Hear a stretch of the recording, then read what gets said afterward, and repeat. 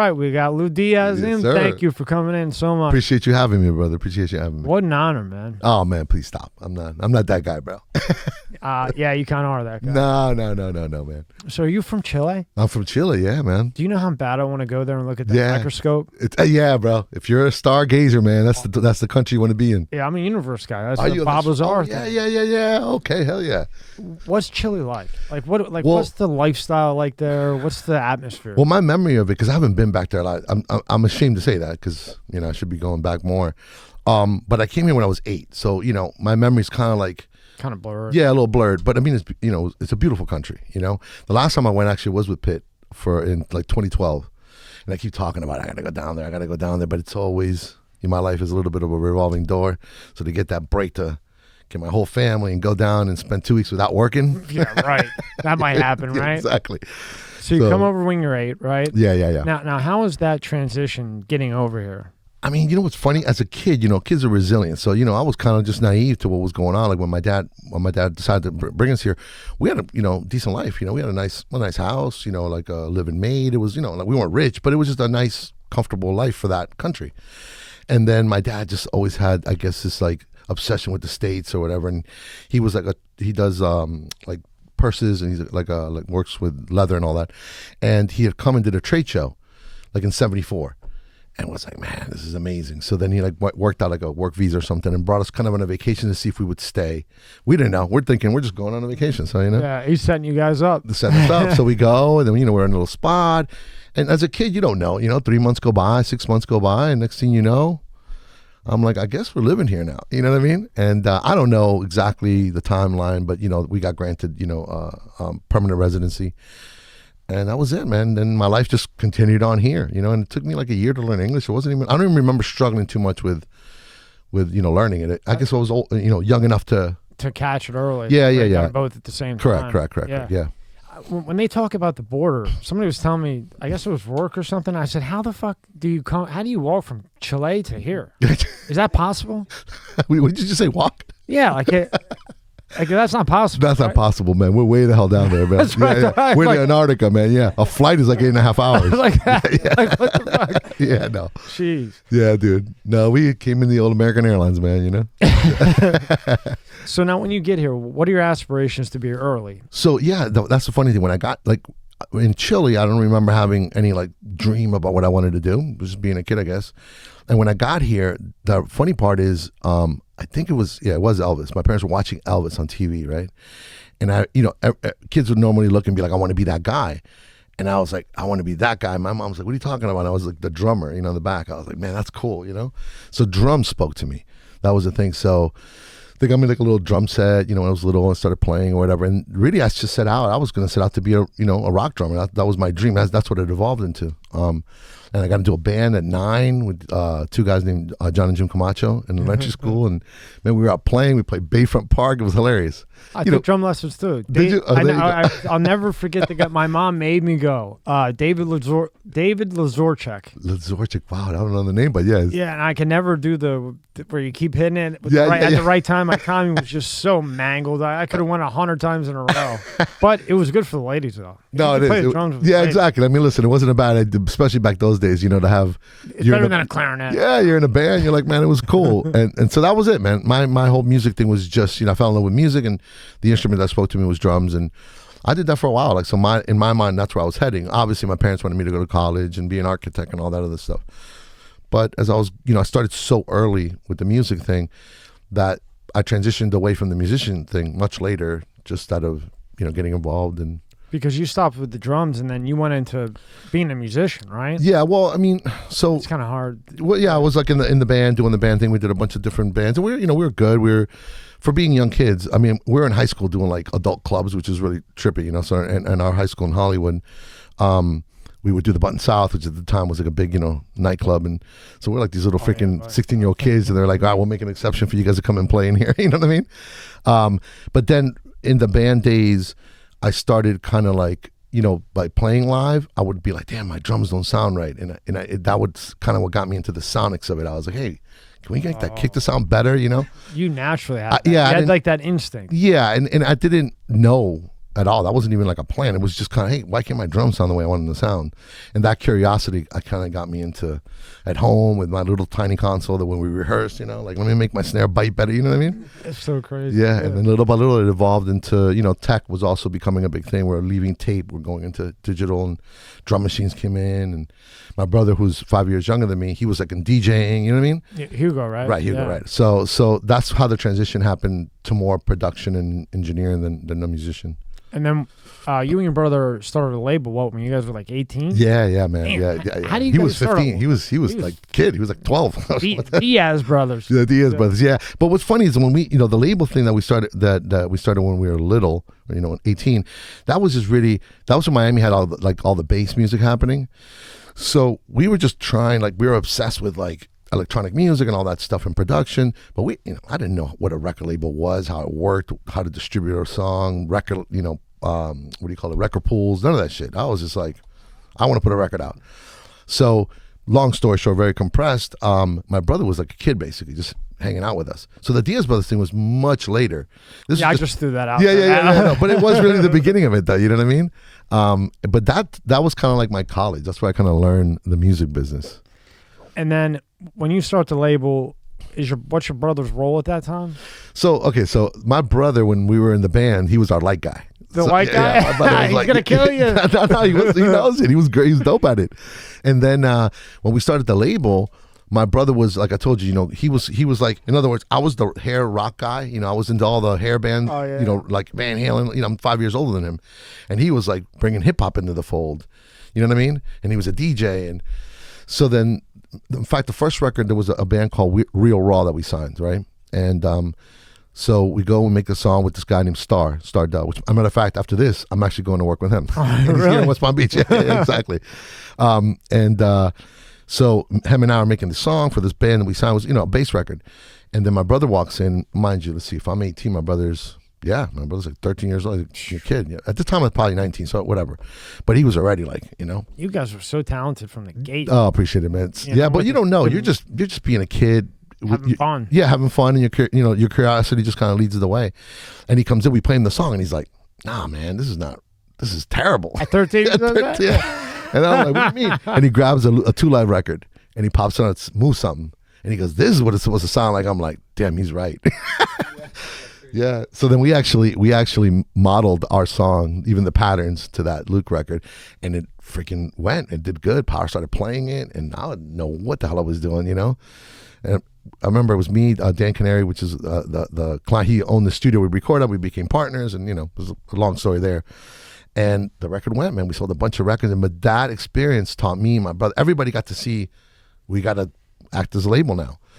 So we got, it was kind of like a little pre-made college, Hard Knocks Life situation.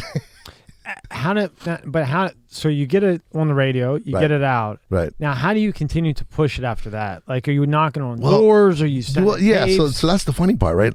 Because we didn't know what we were doing, it's all naive, you know what I mean? Now we were lucky enough to make relationships with people at the time, we're going back to a point where, for example, DJ Laz, I don't know if you're familiar with Laz, right? So Laz was a kid. He was just starting to think about what he was going to do.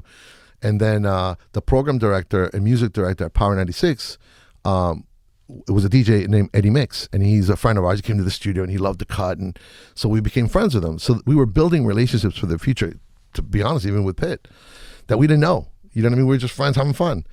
And as we were making these records, then we started learning from guys like Eddie Mix how the radio business worked. And you know what I mean? And so because of his connection, then he put us on that song. He put it on this thing called Rush It or Flush It, which is like a contest of local music. And if you like it, they'll put you up against another record. How was that? I remember those days. Right. What, they have 5 of you? Yeah. Or 2. It was 2 back to each other. And then whoever won gets the next one. You know what I mean? The next one, right? Right. And I don't know if it was called Rush It or Flush It, but it was that, that whatever genre. And so he put it on there, and then it started doing well. And then we broke the record at Power. We won 2 weeks in a row. So it was 14 days straight. So they were like, we're going to play it.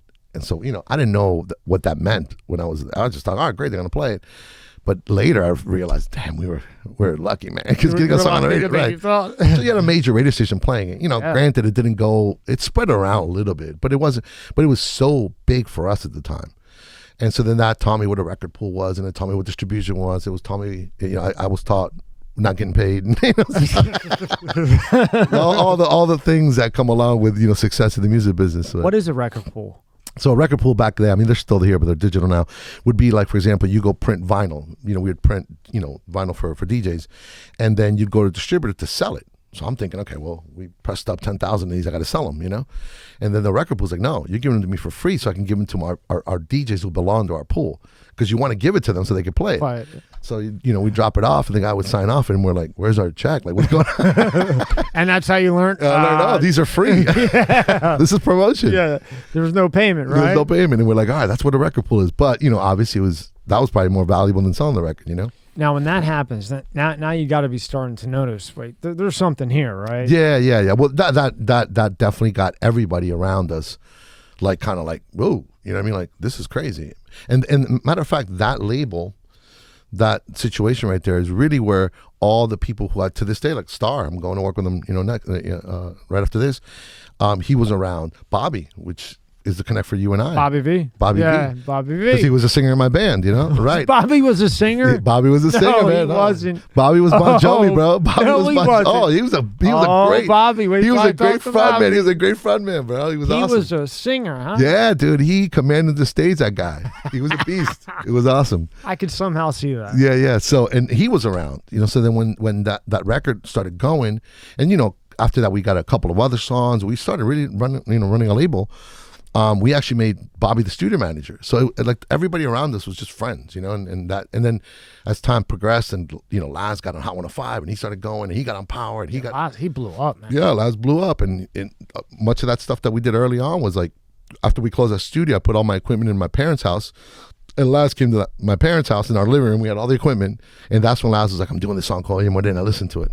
And I'm like, wow, that's crazy. And that shit exploded, And what year was that? Man, we're talking, God, I'm terrible with time. Me too. I want to say early 90s or maybe late 80s, I think. So in the late 80s, early 90s. It was bass. Remember, we were like bass bass. town, booty shaking. How do you make it? How do you make it back then? Like, because you don't have that cool stuff. Yeah, no. You don't have nothing like that. No, man, we had we had like a live board, like a cheap live board mixed with a little tiny reel-to-reel that only had 8 tracks. And it was really all Canary stuff because it was a studio. This guy named Dan Canary owned the studio, and we went into the record. But we kind of hit it off, became friends, and he was like, hey, man, let's do this together. I'm like, oh, you got a studio? Hell yeah. And it grew from there. So Canary had a big part to do to just kind of give us an opportunity to all build something around that. You know what I mean? Why is that studio such a big name? What, Circle House or Canary Studio. Oh, no, Canary Studio. Yeah, I always hear that name. Yeah, well, Canary at the time. It's funny that we call him Canary, but Dan. But yeah, but we call him Canary too. Birdman. That's what was his name back then. He's the original. Yeah, the original one. Huh?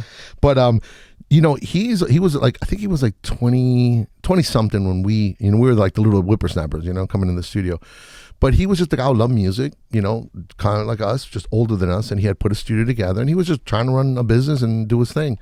And he was just curious as we were, So we come in, I mean, in retrospect, I look back on it and I think, man, how trippy we must have been walking in. And he's like, who are all these little kids, Yeah. But he was super cool with us, and we just kind of hit it off. It wasn't like, I never felt like he was older than us. It felt normal, Like we're all equal. Correct. And I think he had the same goals to do the same thing. So he was generous enough to say, let's partner up. And we did, and we had a nice little run, and we learned so much, man. Everybody who was in there, I learned a ton of stuff. Now, at that time, what would you consider yourself? Like, what would you consider your position? Like, are you engineer, sound engineer, no, not drummer? At all. Like, where are you at? I mean, I was a drummer, and then now we're programming music, so we're, I guess, producers. Right, so we started producing records, but then because we opened the label, then we were effectively the CEOs of the label, or the executives. And yeah, man, it's funny. I started at the end of a career, at the beginning of the career, and worked my way back to engineer. It was trippy. My come up was. This podcast is brought to you by Monster Energy. Tear into a can of the meanest energy drink on the planet, Monster Energy. It's the ideal combo of the right ingredients in the right proportion to deliver a big bad buzz that only Monster can. Monster packs a powerful punch, has a smooth, easy drinking flavor.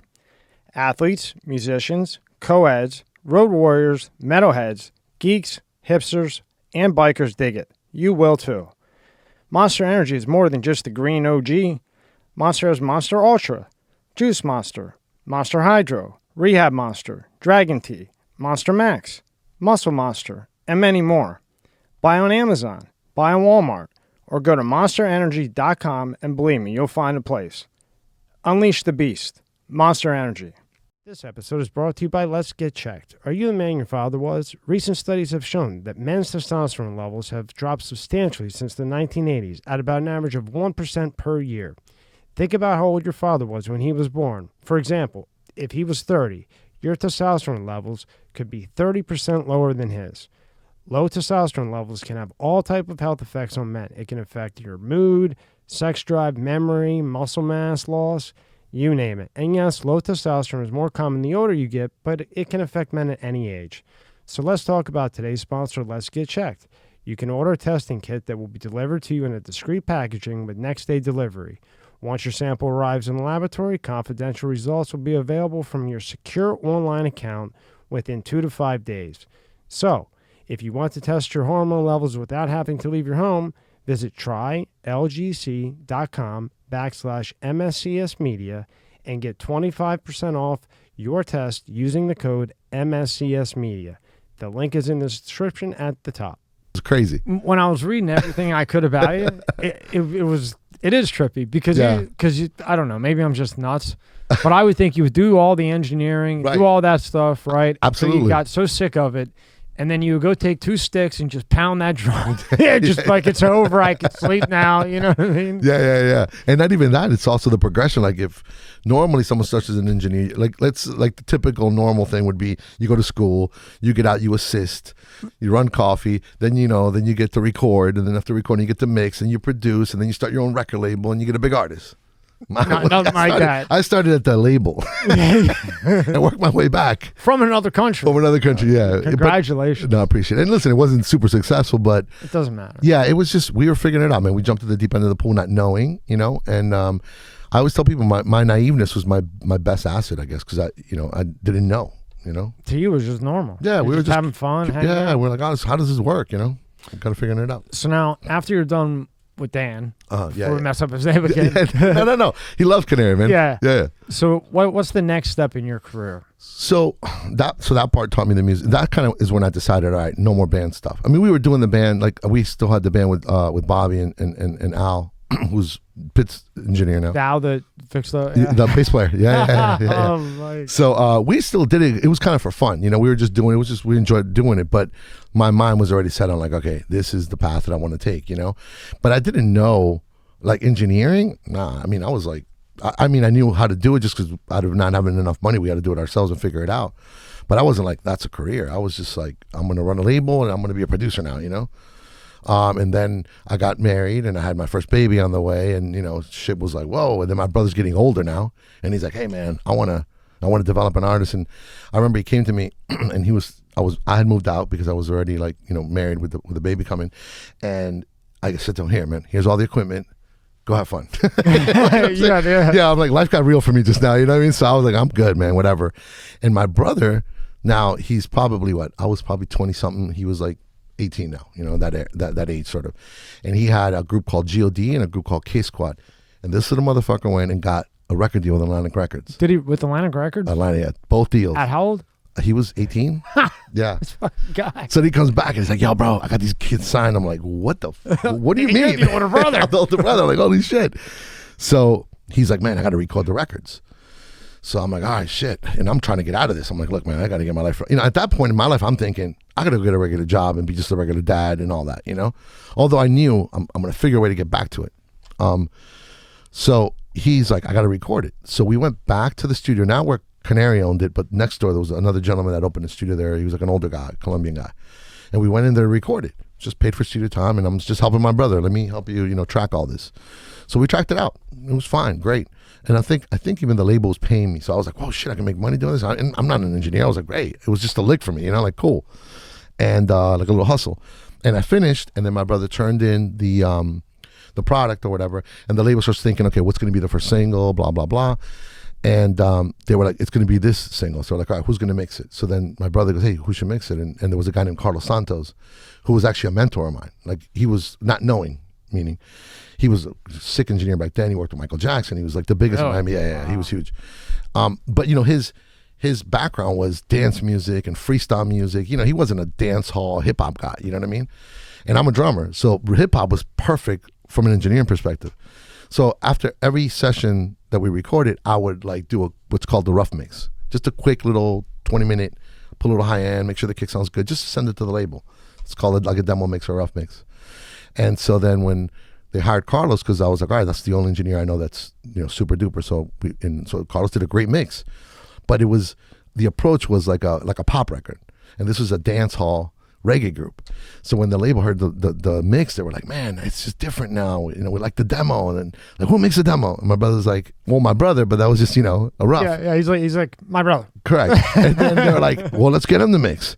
And I'm like, so he comes to me like, yo, bro, you got to mix the album. I'm like, what are you, crazy? Like, what do you mean mix the album? I don't even know how to turn the board on, And so my first gig, without me knowing, was in New York at Soundtracks, mixing a record for Atlantic Records. So it was just crazy because now I look back and think, what am I nuts? Like, do you realize you walked into Atlantic Records and your brother had it? Yeah. I mean, whoa. It's crazy. Looking back on it. We're not even past like 25 yet. Yeah. You know what I mean? Here we are. Yeah. So I come in and I'm like, I had an assistant engineer and I'm like, everybody's looking at me like I know what I'm doing. And I'm like, I mean, I knew a little, but that was a console like that. It was actually an SSL G Plus or 4000 back then. Oh, don't worry. I have a picture and I want to know all about it. So I come in. I'm really interested. Yeah, I come in and I'm like, all right, man, how do you turn this thing on? Let's go. And I figured it out.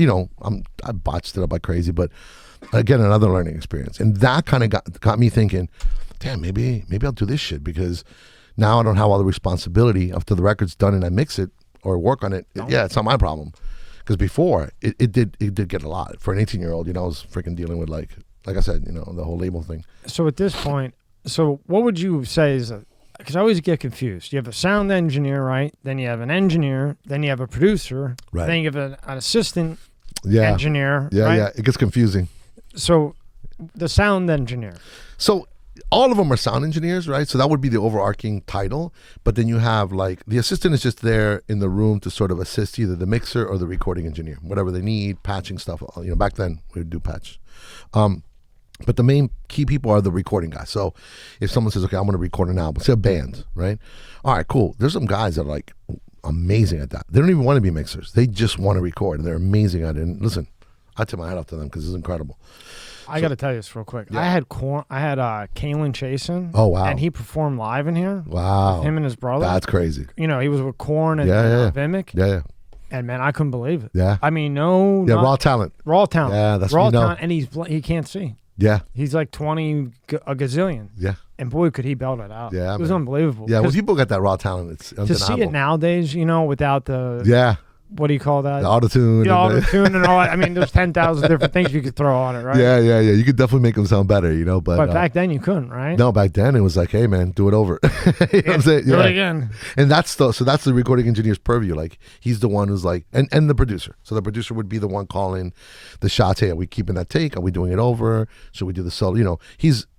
back then with bands, a producer would also be kind of a writer because they would write together and say, hey, let's change the bridge. And the recording engineer's job is just to sit there and record and make sure everything's technically going in good, no distortion, and then from that point, then the recording engineer will do, like I said, a little rough mix at the end of the night. So everybody has a rough and they can all listen to it. And once they're settled, like, we want to mix it, all right, cool. Then would call a guy like me and they'd say, okay, come in. And now I get everything they did. And I got to try to make it sound like what we'd want it to sound on radio. You know what I mean? In your 20s. Yeah. But I didn't know that. I was like, and I was a recording engineer too. It was my own project. So I didn't know the scope of what I was doing. That's why I was able to do it without freaking out. You know what I mean? I think if I would have known more what was going on, I probably would have been nervous. Yeah. Trying to impress. And it was my brother. It was like family. You know what I'm saying? So it was wild. But I mean, it was Atlanta. I mean, look, the first gig we were in the session, we were in Studio B and thinking Heavy D was there. Oh, shit. Rest in peace. Yeah. Wow. And we got to meet him. I'm having coffee and Heavy D comes out. I'm like, what the fuck? This is crazy. Where am I, right? Yeah. And the Beat Nuts were in the other room. And it was just wild, man. It was just so trippy that, and at the time, it was affecting us, but it wasn't throwing me. You know what I mean?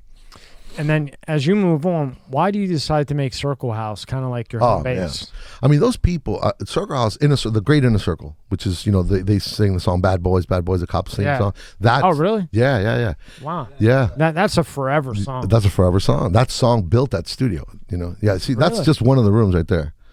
Wow. That's room A. Yeah. What you gonna do? What you gonna do when they come for you? Who doesn't know that? And then Sweat, Girl, I'm gonna make you sweat. That's them too. Yeah. So ironically enough, during that project with my brother, I got to know a guy named Peter Thomas because he was the one who brokered the 2 deals for my brother's bands.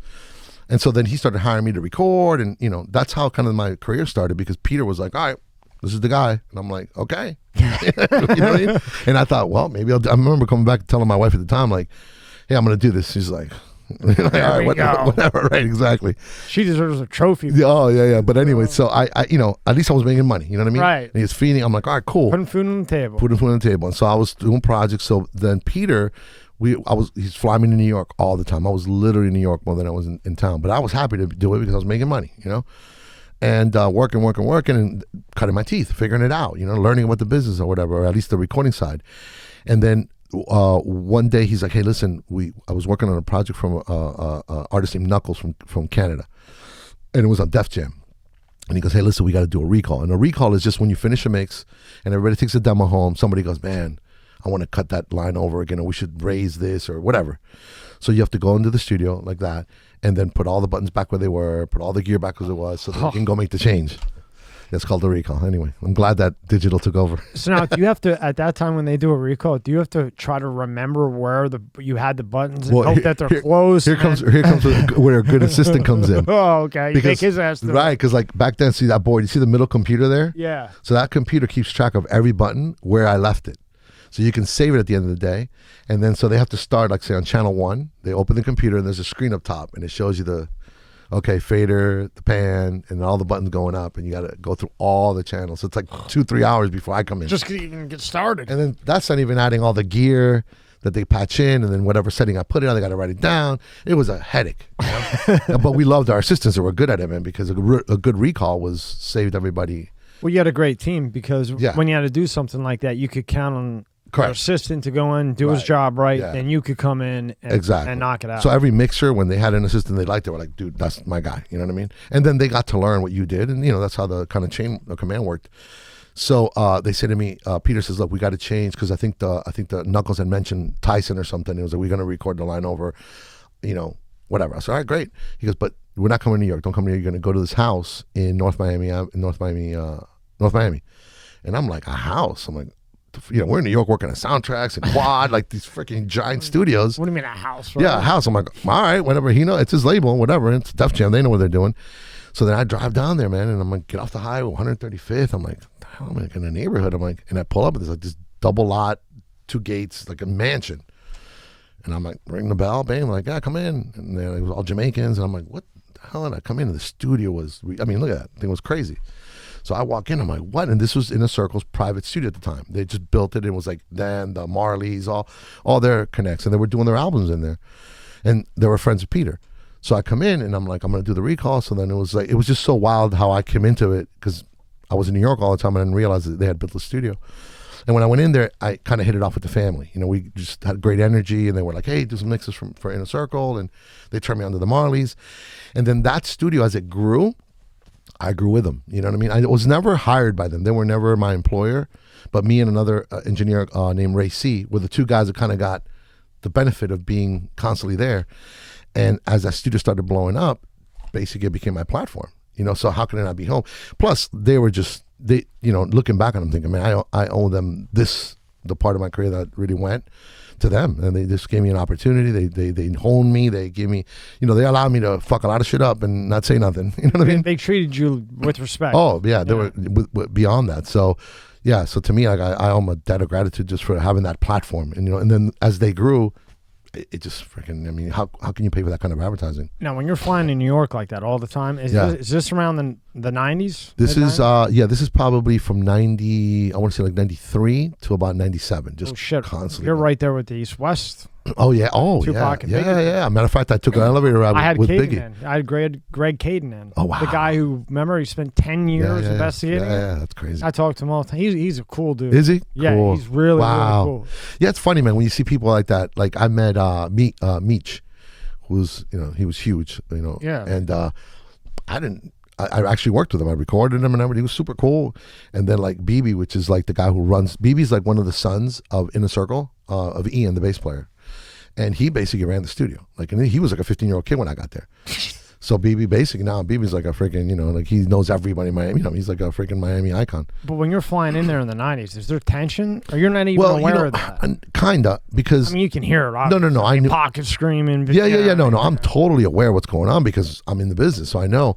But you know, you're so wrapped up in the room, and I never really worked at the time. I wasn't big enough yet to work with Pac and work with those people. It was just more, hey, you heard about this? But when I was in New York working with Peter, we were at Quad, and I jump in an elevator because they were giving me a tour of another room, and freaking Biggie walks in, and I'm like, you know, at first I'm thinking, is that really Biggie? Like, that's wild, you know? And he's talking to Craig, which is my assistant, and he's like, yeah, Craig, I want to be in D if you need me for whatever.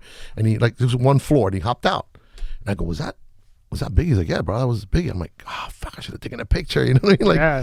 So I didn't get, I mean, I said, what's up to him, but that was it. Yeah, but definitely the tension, everybody felt it, especially us, you know? But I wasn't working with anybody that mattered. Stuff, yeah. And by the time I worked with Meech, it was already past that. Like, I think it was already after Biggie and Pac were both gone, so it wasn't as crazy. But it was definitely like BB pulled me aside. I was like, listen, do you understand who you're working with in there? And I'm like, no. So he kind of broke it down. I was like, oh shit, okay, my bad. I didn't know. How did he break it down to you? He would just like give me that kind of the whole, you know, who he is. I mean, he was like pretty much running, you know, the entire West Coast, you know. So I was like, oh shit, okay. But he was so cool that to me, I'm like, I went back to the regular vibe with him, and he was cool. He had like a label with a bunch of artists, and you know, at that time, my life was such a revolving door that it was them, then it was Cash Money, and the next day was, you know, Slip and Slide. It was just like, you know. You know, we're talking about, you know, guys you never know if they're nice or not. Yeah. You know, everybody, you know, Suge Knight's crazy as hell. Right. But Greg Caden, who had to interview him a bunch of times about the Pac and Biggie case, he said that Suge is a complete murderer nutcase, but when you sit down with him, he's a really respectful, reasonable guy. He's like, he's really nice. It's weird, dude. Like I that happened to me so many times. Like Meech was one, and another one was 50, and this one 50 had in the club. Like he was 50. Like he broke the scene. And he was pissed about the shooting thing. All that shit, right? So, and you know, he had a reputation and the whole story, and he comes in, and I'm like, oh shit, we got to be on our, you know what I mean? Like, hopefully this guy's not a hothead, you know? He comes in, he goes, put the CD in. Like, and I'm like, all right, pop the CD in. My sister like hops to it, you know? And he was fucking the nicest guy, bro. It's just super cool, chill, laughing. We messed up a punch. He's like, you know, I'm like, the hell? Tell us little kids the story about when you first met 50 Cent. So you see him, he walks in. Right. But yeah, take us little kids. Well, it's exactly that. I'm sitting, I was in, not that studio, I was in C, which is in the cabana next to the pool. So you just sit there, you're waiting, and then, you know, the door opens, and, you know, there's no introduction. They come in. But, you know, we're all like, oh, shit. Because he came, you know, he had like 10 guys, all with bulletproof vests and guns. It was crazy. So, and it wasn't like sitting there just trying to. Exactly. They didn't come in the room, but they were, you know, the bus comes in, they unload, and you're like, oh, shit, they're all here, you know, whatever. What is it, the army? Yeah, exactly, you know. But he's on tour. So, like, and I remember he was so disoriented because I remember he, like, closes the door and he goes to Shy Money. He's like, what city are we in? Because, you know, he's asleep in the bus. Yeah. He goes, we're in Fort Lauderdale, bro. And I'm like, actually, in Miami, but you know what I mean? And so they're like, yeah, all right. So they're like, hey, put the CD in. I'm like, all right, cool. So I'm trying to gauge what he's like. And I started, you know, quickly realize, you know, you get to know a person after you spend 10 minutes with them. Like, all right, this is a good dude. Super cool, man. Like, super nice. I didn't have one iota of him losing his temper. You know what I mean? Super cool. And Shy Money was super cool. And then cool enough that I thought, I'm going to give him a beat CD, because me and my brother at the time were like working. We were making beats. So in the background, I burned a CD. I'm thinking, I'm going to hand it to him. Fucking, he's a nice guy, whatever.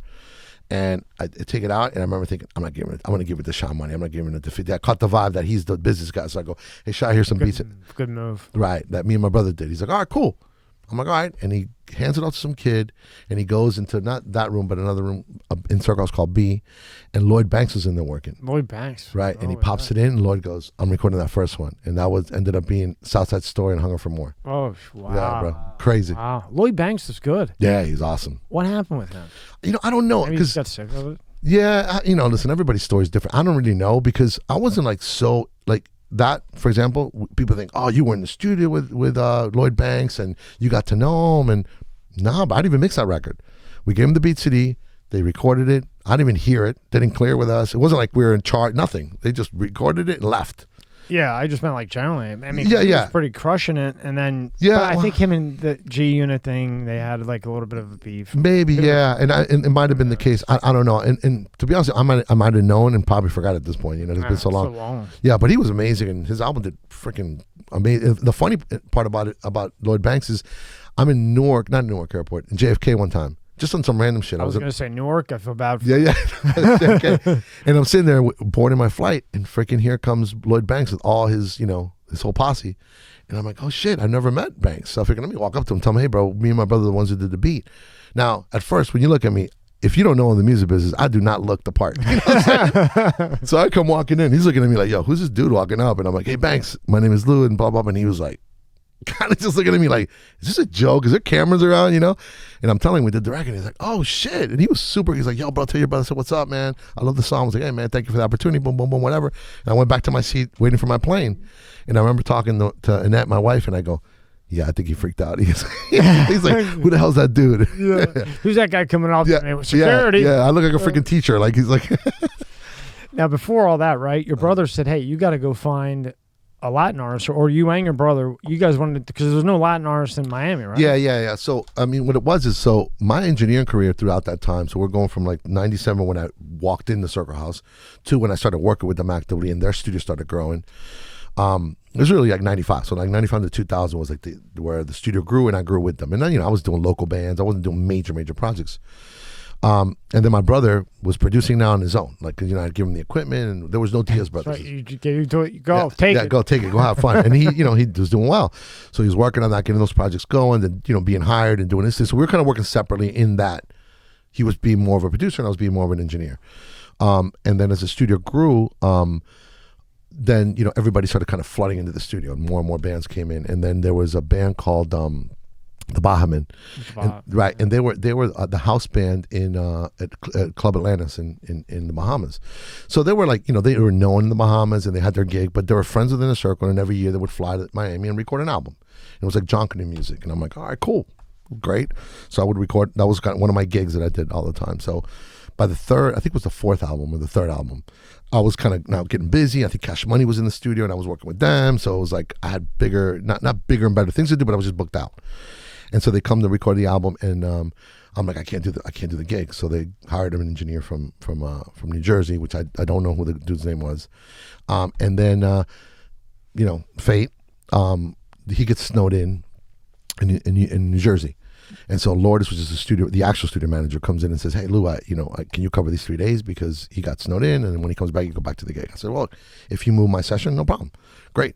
So I was glad to do it because I love the guys, So I go in that 3 day span, we did Who Let the Dogs Out.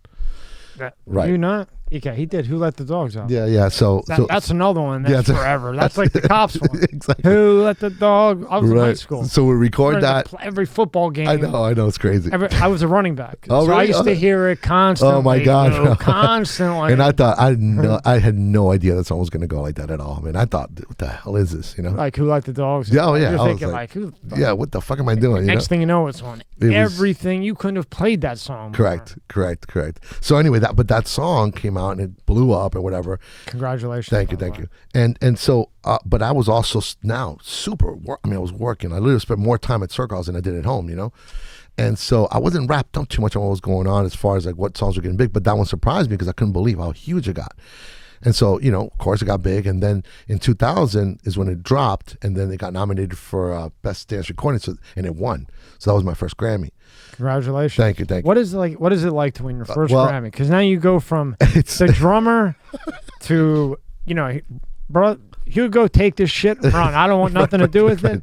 Next thing you know, you got the biggest song really at the time. It was number one forever. Yeah, that thing was huge. And then you win a Grammy. What is that like winning a Grammy? Like, I hate to burst everybody's bubble, but it's not that great. No, it wasn't. You'd think I would have a suit, plan, take my wife, go to the Grammys, all that. My life was so a revolving door at the time that I was actually editing in the vocal booth of B. I think it was in the Circle stuff. I was just frantically trying to get it done because I got been backed up with work. And Ray C was working in A, and he goes, hey, bro, the Grammys are on tonight. He comes in the room because we're kind of alone. The clients are all gone. And I'm like, oh, cool. Like, whatever. Who cares? So the Grammys are. I'm like, I don't know. So I go back down and finish this shit. Aren't you supposed to be there? Huh? No, but I didn't know. I didn't even know they were nominated. I was so busy. Nobody, like the band didn't call me. It was, not that they would call me. They'd think I would know, Yeah. But what I tell you, I would come home at 4, get up at 11, and every day. It was just crazy. And so then I'm like, cool. And I walked out to the lounge at a little TV. I'm like, oh, cool. I left them on, cool, whatever. And I go back through the control room, back to the vocal booth, back to doing my grind, and I'm working. And then Ray comes, he goes, bro, you won.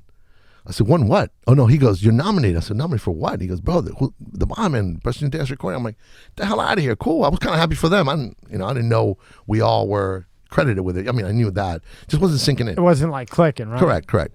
And then he comes in and goes, they won, bro. I'm like, get the fuck out of here. You serious? He's like, yeah. I go out there. I'm like, shit, I missed it. But I was like, all right, whatever. And I remember calling my wife at the time. It was like 1:45 in the morning.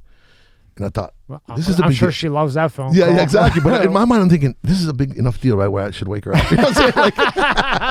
Like, but you only won a Grammy. Right. So then I tell her, she's like, what? She's like, and I'm like, yeah, I don't know. I said, I'll talk to you about it tomorrow, whatever. And then the next day, I find out, and I talk to Nares, and I'm like, oh shit, okay. now, do they actually send you that trophy? No. What's funny and what's crazy, I've been very, very unlucky when it comes to that. Motherfucker. The more successful you get as a mixer, the less odds you get to get the actual statuette, which is weird. That's bullshit. You won. You know why? Because Well, you have a picture. well, no, we get a plaque, we get a certificate. So yeah, I have that. But like, if you do an album, if you don't participate in more than 51% of the album, then you get the plaque, but you don't get the statuette.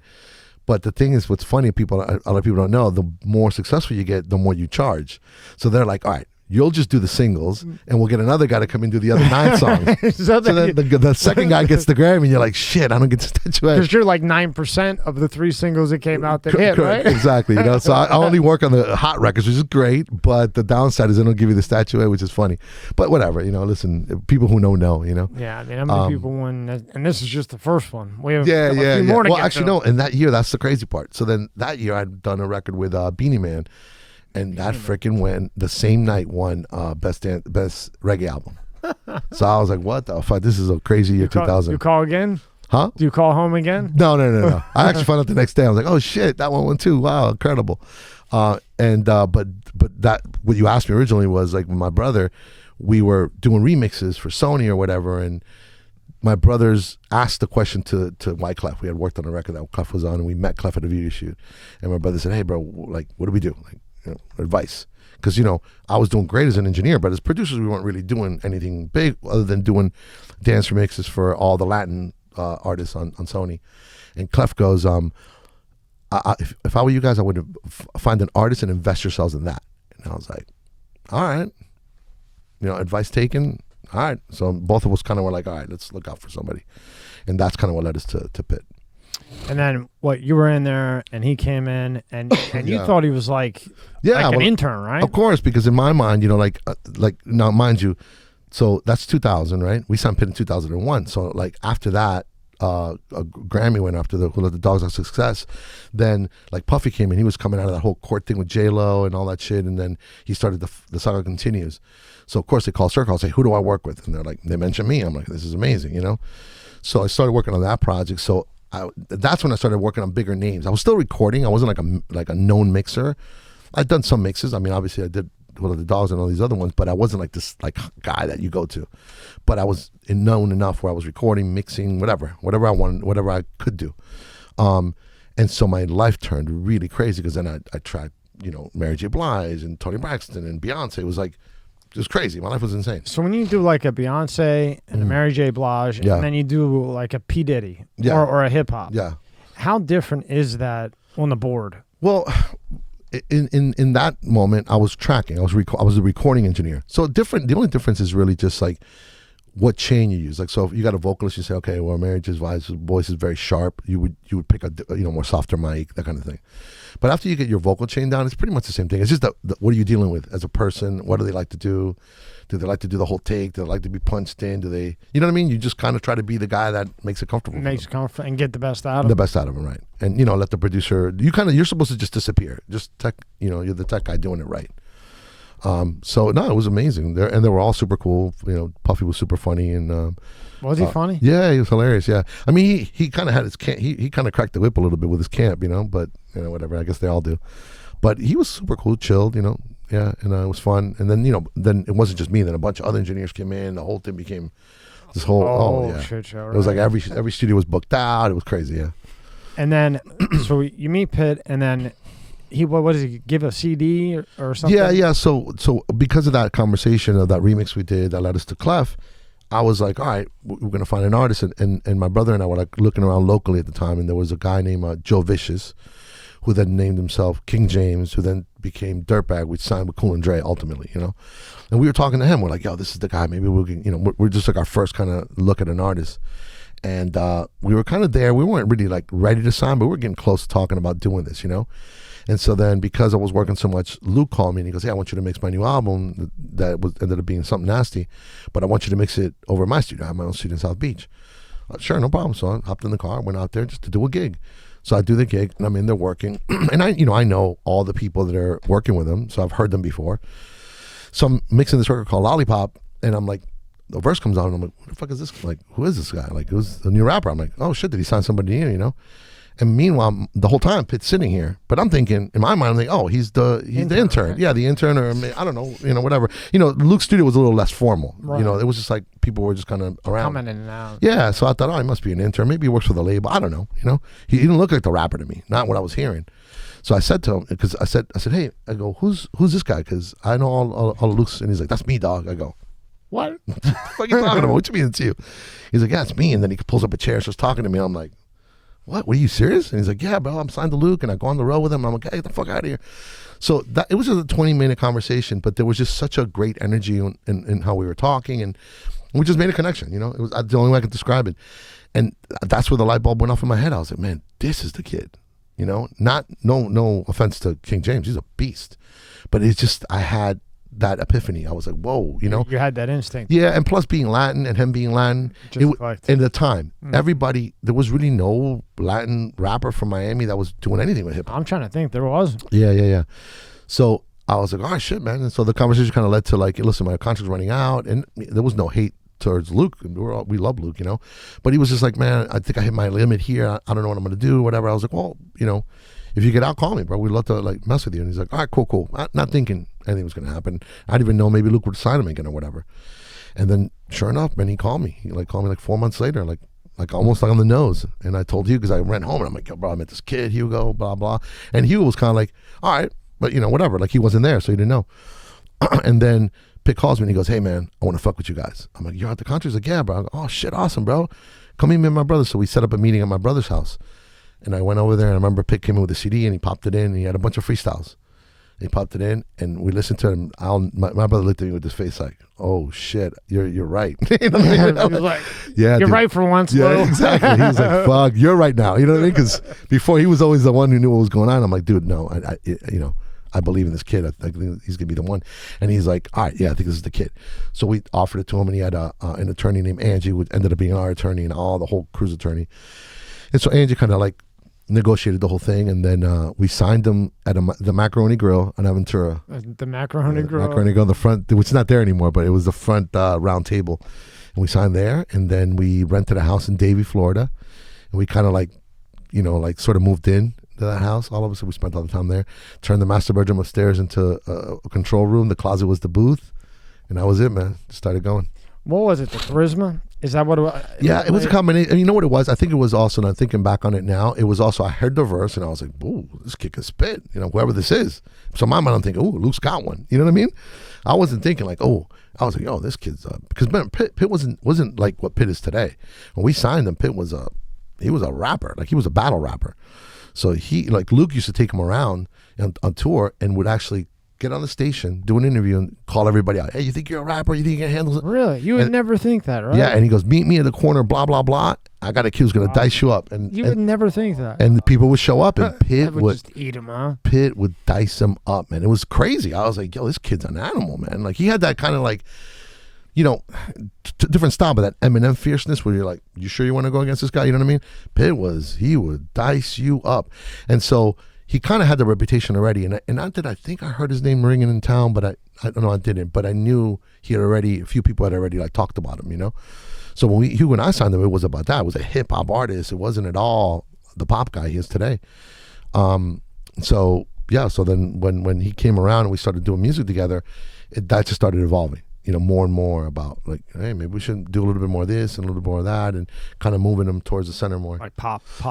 Yeah, and it was just because my affiliations and all my relationships were all the Eddie Mix, Laz, more rhythmic, you know, less urban, and he was at the beginning he was a little like he was like he wasn't happy about it. He was like, "What the fuck?" He's like, "You trying to turn me into party man?" Yeah. You know, like he. Yeah, I'm going on the street here with Yeah, yeah, guys. like, you know, exactly. knocking people down, and you want me to shift a little bit? Right. And so, but Pitt, man, I'll tell you this: out of every artist I've ever worked with, and you know, not all of them I worked in the capacity that I do with Pitt, but even I see them with their people, you know, in camps.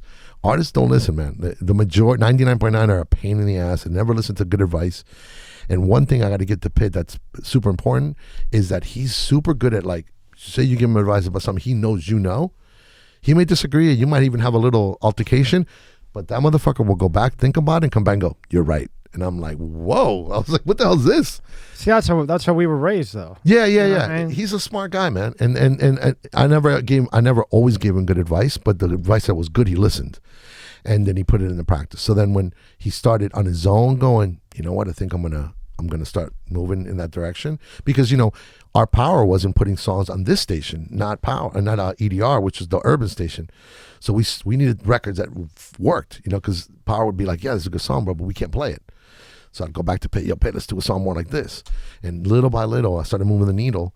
And then, yeah, to inch him, huh? And once he caught on to it and he believed, oh yeah, that was it. That was it. And then he did Miami, right? the album, yeah. What did that stand for again? Money is a major issue. Money is isn't that the fucking truth? Yeah, exactly. And it was for all of us. So how long did that? Because that was the first one you did with him. Yeah, was that his very first? Very first album. Yeah. How long did that take to do to get so Pitt like situated in that? Yeah, well, like I was telling you, we rented that house in Davie, which we kind of all moved in. So we just went in there. The reason why we did it was because it was me and my brother. Robert Fernandez was another partner of ours. He still works with Pitt. He actually is the CEO of Mr. 305. He runs Pitt's label today.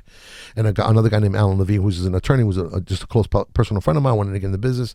And really between the four of us, we were all kind of chipping in and, you know, working and putting money in and trying to, like, Alan's job was like, you pay the lease on the house, we'll do the music, I'll throw $5,000 in, you throw, you know, it was just crazy. We were just That's all so funny when you think back how it was wild. But you know, everybody believed, you know, and Pitt made us believe even more because, you know, he was infectious, man. He was fucking driven. So that in that house, we were able to just record a lot. We didn't have to worry about being on the clock. We were just recording all the time. Pitt would bring people in. We all brought other producers in. It was whatever. So that from 2002, we probably got the house, and it took us to about 2004 to get all the music we needed to actually put an album together. Wow, 4 years. Yeah, That's patience. Well, yeah, it was. We signed them. Then it took a while for us to get the house. So it really was more like, I want to say 2 years, because in that house, you know what I mean? But it was also, we weren't really working on an album. We were just kind of working on anything, whatever worked, and try to put a record out to catch legs on radio, you know. But because of that, we amassed a bunch of songs, and that was what we cherry picked from to put the Miami album together. And then you do the next 3 of his albums. Yeah, right? yeah. And we were kind of like executive producer, you know, of it all, really, because even the Miami album, me and Hugo, I remember, had a conversation. We're like, bro, we can't strong arm this shit and think we're only ones that can produce, you know what I mean? Because then we're going to stifle the artist. Like, it's not really good for our own sake. So we brought like Jim Johnson in, which that was one of his big records he did was Damn It, Man. So that was a platform for Jim. Jim was already doing stuff, but he wasn't quite the Jim Johnson he is today. And that was a record that really kind of sprung him too. So it was great, man. It was all the Miami guys too. So we're bringing everybody in. But then after that, we weren't as involved in the musical songs that we were going to pick, because it was just the envelope was opening up more and more. We were just more concerned about, okay, we're in budget, because that was a whole nother fucking story, dealing with TVT. Oh my goodness. With who? TVT Records, bro. Why does that sound so familiar? Steve Gottlieb, man. Oh, yeah. I remember somebody bringing him up. I'm sure. Yeah. Good and bad, but I mean, you know, learning good and bad with experiences. everything, right? Exactly. So we were more, you know, there was a lot of lawsuits going on. There was a lot of bullshit going on. So we were kind of, you know, our attention was like, we got to figure this out. And Pitt was really like putting the records together. We were still working, you know, but it wasn't like we were like the beginning where it was just us believing, you know. I remember Bobby telling me, I guess he was filming something. I don't know if you were there. I think he said you were there. And some guy felt sick or something. And the guy left. Okay. And Pitt rolled up, or the guy felt sick. He was nauseated or something like that. And Bobby said, "Hey, so and so doesn't feel so good." And Pitt said, "Tell him to get the hell out of here." Then. Oh, that's much later. That's recent. It's probably recent. Yeah. I didn't know when it was. Well, you remember when I told you when I got here, I was like, man, I'm like the most perpetual late person, or was, I should say. But my wife and Pitt, man, funny. I taught him a lot. One thing he taught me is to be on fucking time. That motherfucker, man, like, God. That's what Bobby was telling me. He's just punctual. spot on time. Yeah. And how? You know what it is? When we signed him, that was one of the things too. Like, I remember we were shooting a video. I think it was the Born and Raised for Khaled, right? So it was like a big Miami thing. So we're all doing little shoots all over Miami. And the night before, we had partied, man. I think we had done, I don't even know what song we worked on. But we all got maybe 3 hours of sleep, and we were fucking hung over. You know, just one of those nights. And we get up. Oh, we know. Yeah. We know. Exactly. So we get up to go to the video shoot, right? And I'm thinking, man, I don't know if I'm going to even make it. Like, it's crazy. It's fucking 8:30. I've slept 3 hours. I'm fucking still drunk. Doesn't that suck? Right. And then fucking Pitt calls, and I'm like, hello? And he's like, what's up, bro? Where you at? I'm like if nothing happened. Like, he had the best night of sleep of his life. I'm like, you got a fucking evil twin or something, bro? And he was out with you drinking too, and he was there. He was fucking up and ready. Energy was right. I'm like, yo, you like superhuman. And in fact, that whole time, he'd be in my house 9 in the morning. I'm like, fucking Pitt. Like, he was just driven. I mean, he still is. He's one of the most driven, like, artists that I know. And it's like, and super, like, he's very, like, what was I say, disciplined with himself. Like, super disciplined. Yeah, the other thing about Pitt the Bobby I thought was funny, he said he used to, no matter what, he would be rapping. If he's in the van, he's rapping. If always writing, yeah. And he said he would rap sometimes even through like a toilet paper roll. So really? It would sound better and shit. Yeah, I don't know. Well, listen, the funny part I could have that wrong. No. Sorry. Well, listen, once Pitt got on the road, right, Alfie, which is our bass player, which he actually lived in Tampa, and I was like, Al, you got to get to Miami. I go, we got this kid, you know, you can record, whatever, you know, I'll plug you in somehow. And he was kind of like, you sure, man? I'm like, you know, I'm asking him to move, you know?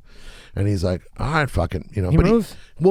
He was coming back and forth already, but he kind of moved because he kind of got stuck. He got stuck. He got it. And so he put a little studio together, and really, his studio was where we actually went before we got the house and recorded. About 4 or 5 was in the townhouse in Davie, and that's what made us go, let's just get a house.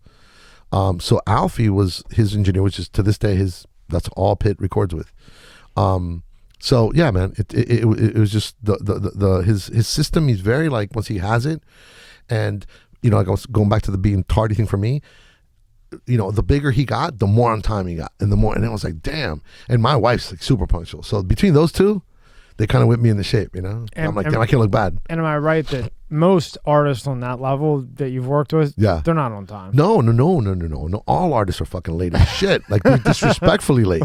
Like, I mean, and listen, when I say disrespectfully late, I was late, so it didn't matter, you know? But, like, one example was I was working with Raekwon which is the nicest guy ever. Speaking of nice, good people. Good dude, man. And I didn't know him, you know? So he booked Circle House. He booked, like, 6 days or something. So I'm like, all right, they asked me, he's going to track. I don't know what he's going to do, but whatever. I'm like, I'm on the session, no problem. So I go the first day, boom, I show up, you know, it's like noon. And I actually was a little late. I'm like, all right, cool. You know, 4, 5, 7, 8, 9, 10. Didn't even come to the studio. I'm like, oh shit, all right. Nah, no big deal. I dip out, come back the next day. Doesn't show up again.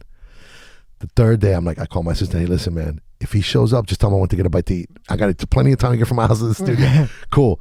By the 4th day or the 5th day, he shows up. Right, and at this point, we're watching movies, playing popcorn, you know, fucking popping popcorn, and he comes walking in. I'm like, oh shit, all right, Raekwon's here, cool.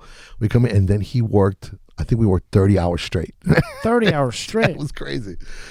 Yeah. And then I ended up working with him, you know, a bunch of other times. Super good dude, man. It's just a great energy or whatever. We were actually really pretty tight. I lost touch. I regret not keeping in touch with him. But yeah. So that's an extreme, you know, and but none of it was ever like, it was, you got shit to do, you know, people book sessions, and back then the money from the labels was flowing. So for him to lose 2-3 sessions was like no big deal, you know. And back then there wasn't, was there like that 360 deal thing and all that other stuff I mean, back then? that shit kind of evolved as in time. It was there. Some people did it, some people didn't do it. And then it became where labels just didn't have a choice. So there wasn't enough money for them to make from sales. They got to get money from somewhere else. Like, you know, people tend to paint the labels as bad guys, and they're I'm not sitting here defending them at all, but you got to think, like, if you're an artist, right, and you built up a situation like talking up social media, Yeah. Right. So you don't have no movement. You have no Instagram, no nothing. Correct. And you need a label to come in. Yeah, and, how are you going to do it? right. Bankroll $1 million on your career and then, fucking hope it works. And then if it doesn't work, maybe another $1 million. Maybe another yeah. million, right? I don't think you need to be bitching that the split's a little lopsided towards the label. You know what I mean? So I saw that, but, the artists and then the artists go out and then the label's $2 million in the hole. Artist goes out, starts popping off and they're making 50, 60, 70, 80,000 a night. So the labels are like, look, man, sales are on the floor. We got to start getting a piece of the show. We got to get a piece of, So everybody negotiated their own deal. So the 360 thing was kind of like just like a saying, and everybody had their own thing. Now it's kind of standard. When did you start to notice the streaming, like Napster and all that? Oh my God, when did you? What year did you notice? Because you were like in it, like yeah, I was in it. Not it's funny, man. The dates. I'm thinking, when did Napster come out? Because Napster came out quick. Yeah, quick. Man. And then as soon as they shut that down, remember it was LimeWire. Yeah, LimeWire and all fucking and Pirate Bay, all everything. Haku or something. Oh yeah, it was crazy. That guy. That's technology. That's technology disrupting. I remember that shit was not a good time because it translates to everybody. You know what I mean? When labels lose money, they retract, and guess what? Budgets shrink. And I did it in high school. I didn't have any money. Oh, I did it too, I'm in the business. But I need it. I was like, I need this mix, I got to, And in my mind, we always justified it with, well, I'm using it for work. Like, yeah, I would download it and burn it on DVDs. I saved up and got a DVD player for my car so I could play the music videos in the car. There you go, bro. You know what I mean? Smart man. And then they took down Napster, and I go, what am I going to do now? Right. I better keep playing football. Right. But, those are the necessary evils that technology bring that you got to figure it out. So to me, like in the long haul, I'm in the beginning, I was kind of like, damn, this is kind of fucked up because it was basically stealing, But the business needed that. Like labels need a kick in the ass every once in a while because technology is going to keep moving. If you just sit tight, labels were very good at like, all right, this is working, don't fix it. And you got to have some vision to say, yo, CDs are coming, digital's coming. Like, what the fuck are you going to do? They're like, nah, vinyl. I'm like, holy crap. Yeah, hello, right. So things are coming big. Right, I didn't feel bad for them. It caught up to them, bit them in the ass. But, that kind of got things going and evolved into streaming and, But definitely, I think music lost that. That's why I think the bands like the Pink Floyds in the 70s and those fucking people made crazy money because you couldn't even, before cassettes, you just had to buy an album. You couldn't share it. Like even right now, Aerosmith, any of those type guys, they'll pack a fucking stadium. Oh, yeah. Yeah, forever. And if you're a country singer, forget it. Oh, my goodness, yeah. I've never seen fans like that in my life. Oh, no, country is on a whole nother... Country's always been that. It's funny because you get so wrapped up in pop music, you get so wrapped up in what's the new flavor, and country all along just, just chugging along going, we're making all the money. This is not racist at all, but I've never seen better fans than NASCAR and country. They will come and pack a fucking 10 stadiums if they can. Yeah, man. And forever, they're all gone. Nah, man, listen, to me, to be honest with you, like, being in Georgia now, too, I appreciate it more. And I've always liked country. I did a couple country albums that were just like clients, no names. I like Kenny Chesney and Rascal Flatts. Yeah. No, I love all kinds of music. I heard he's a dick, though. Oh, really? Yeah. I never really met anyone. Actually, I was just in Nashville with John McBride, who owns a huge studio called Blackbird Studios. He's actually the Martina McBride's husband. Oh, okay. Yeah. Super good dude, But the energy, I love it. I love Nashville's energy. The country artists, genres, I don't know a lot of them, but the business people, it's just a different vibe. It's cool, But you're right, man. The artists are passionate. But there's more. Like, there's just more people listening to country music, Yeah. I went... My girl at the time, she wanted to go see Kenny Chesney. Right. So I'm like, at the time I'm a guy. I'm like, come on, really? All right, fine.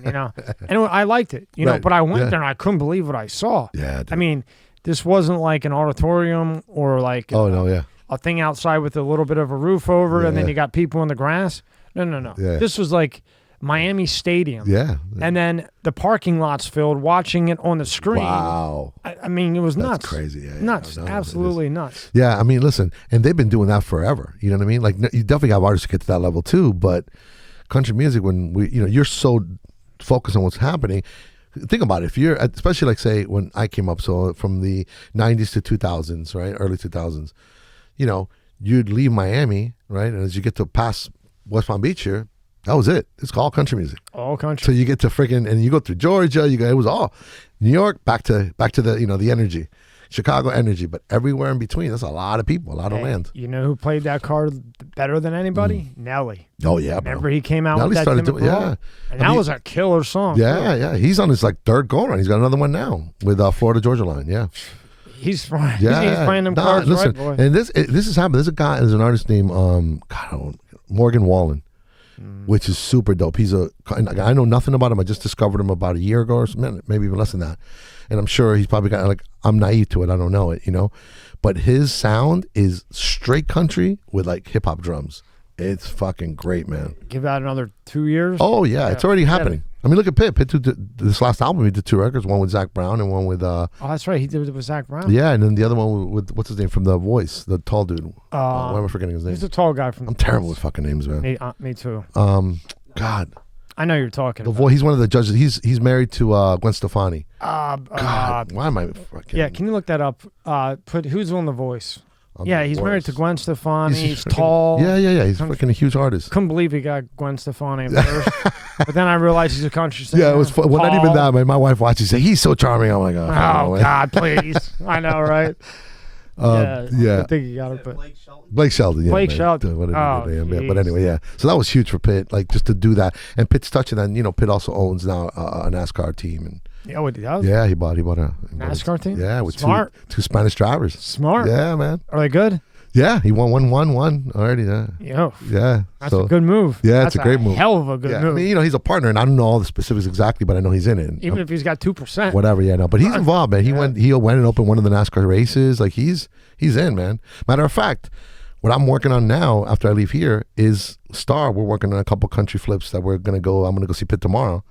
And just go in the studio, you know, just kind of catch up, but also playing some new vibes. And now, how cool is that for you to see? You know, you're from Chile, Pitt's out, and then Pitt is opening up a NASCAR, and you got all this racist bullshit talking, bullying this, bullying that. Yeah. How cool is that? I love it, man. It's amazing. That's just awesome. It's cool, yeah. There's so many moments with Pitt that. Because at the beginning, of course, we believed and we were all like, fucking, you know, we're going to do that. Everybody says the same shit when you get an artist. You know, you think you're going to take over the world. But they got close, man. I'm like, man, he got there. And I knew he was going to get big. I knew it. And I'm not saying that I knew he was going to get that big, but I had really, really big expectations for him because I saw like how the mechanics in his head worked out. So this kid stays like this, he's going to be dangerous.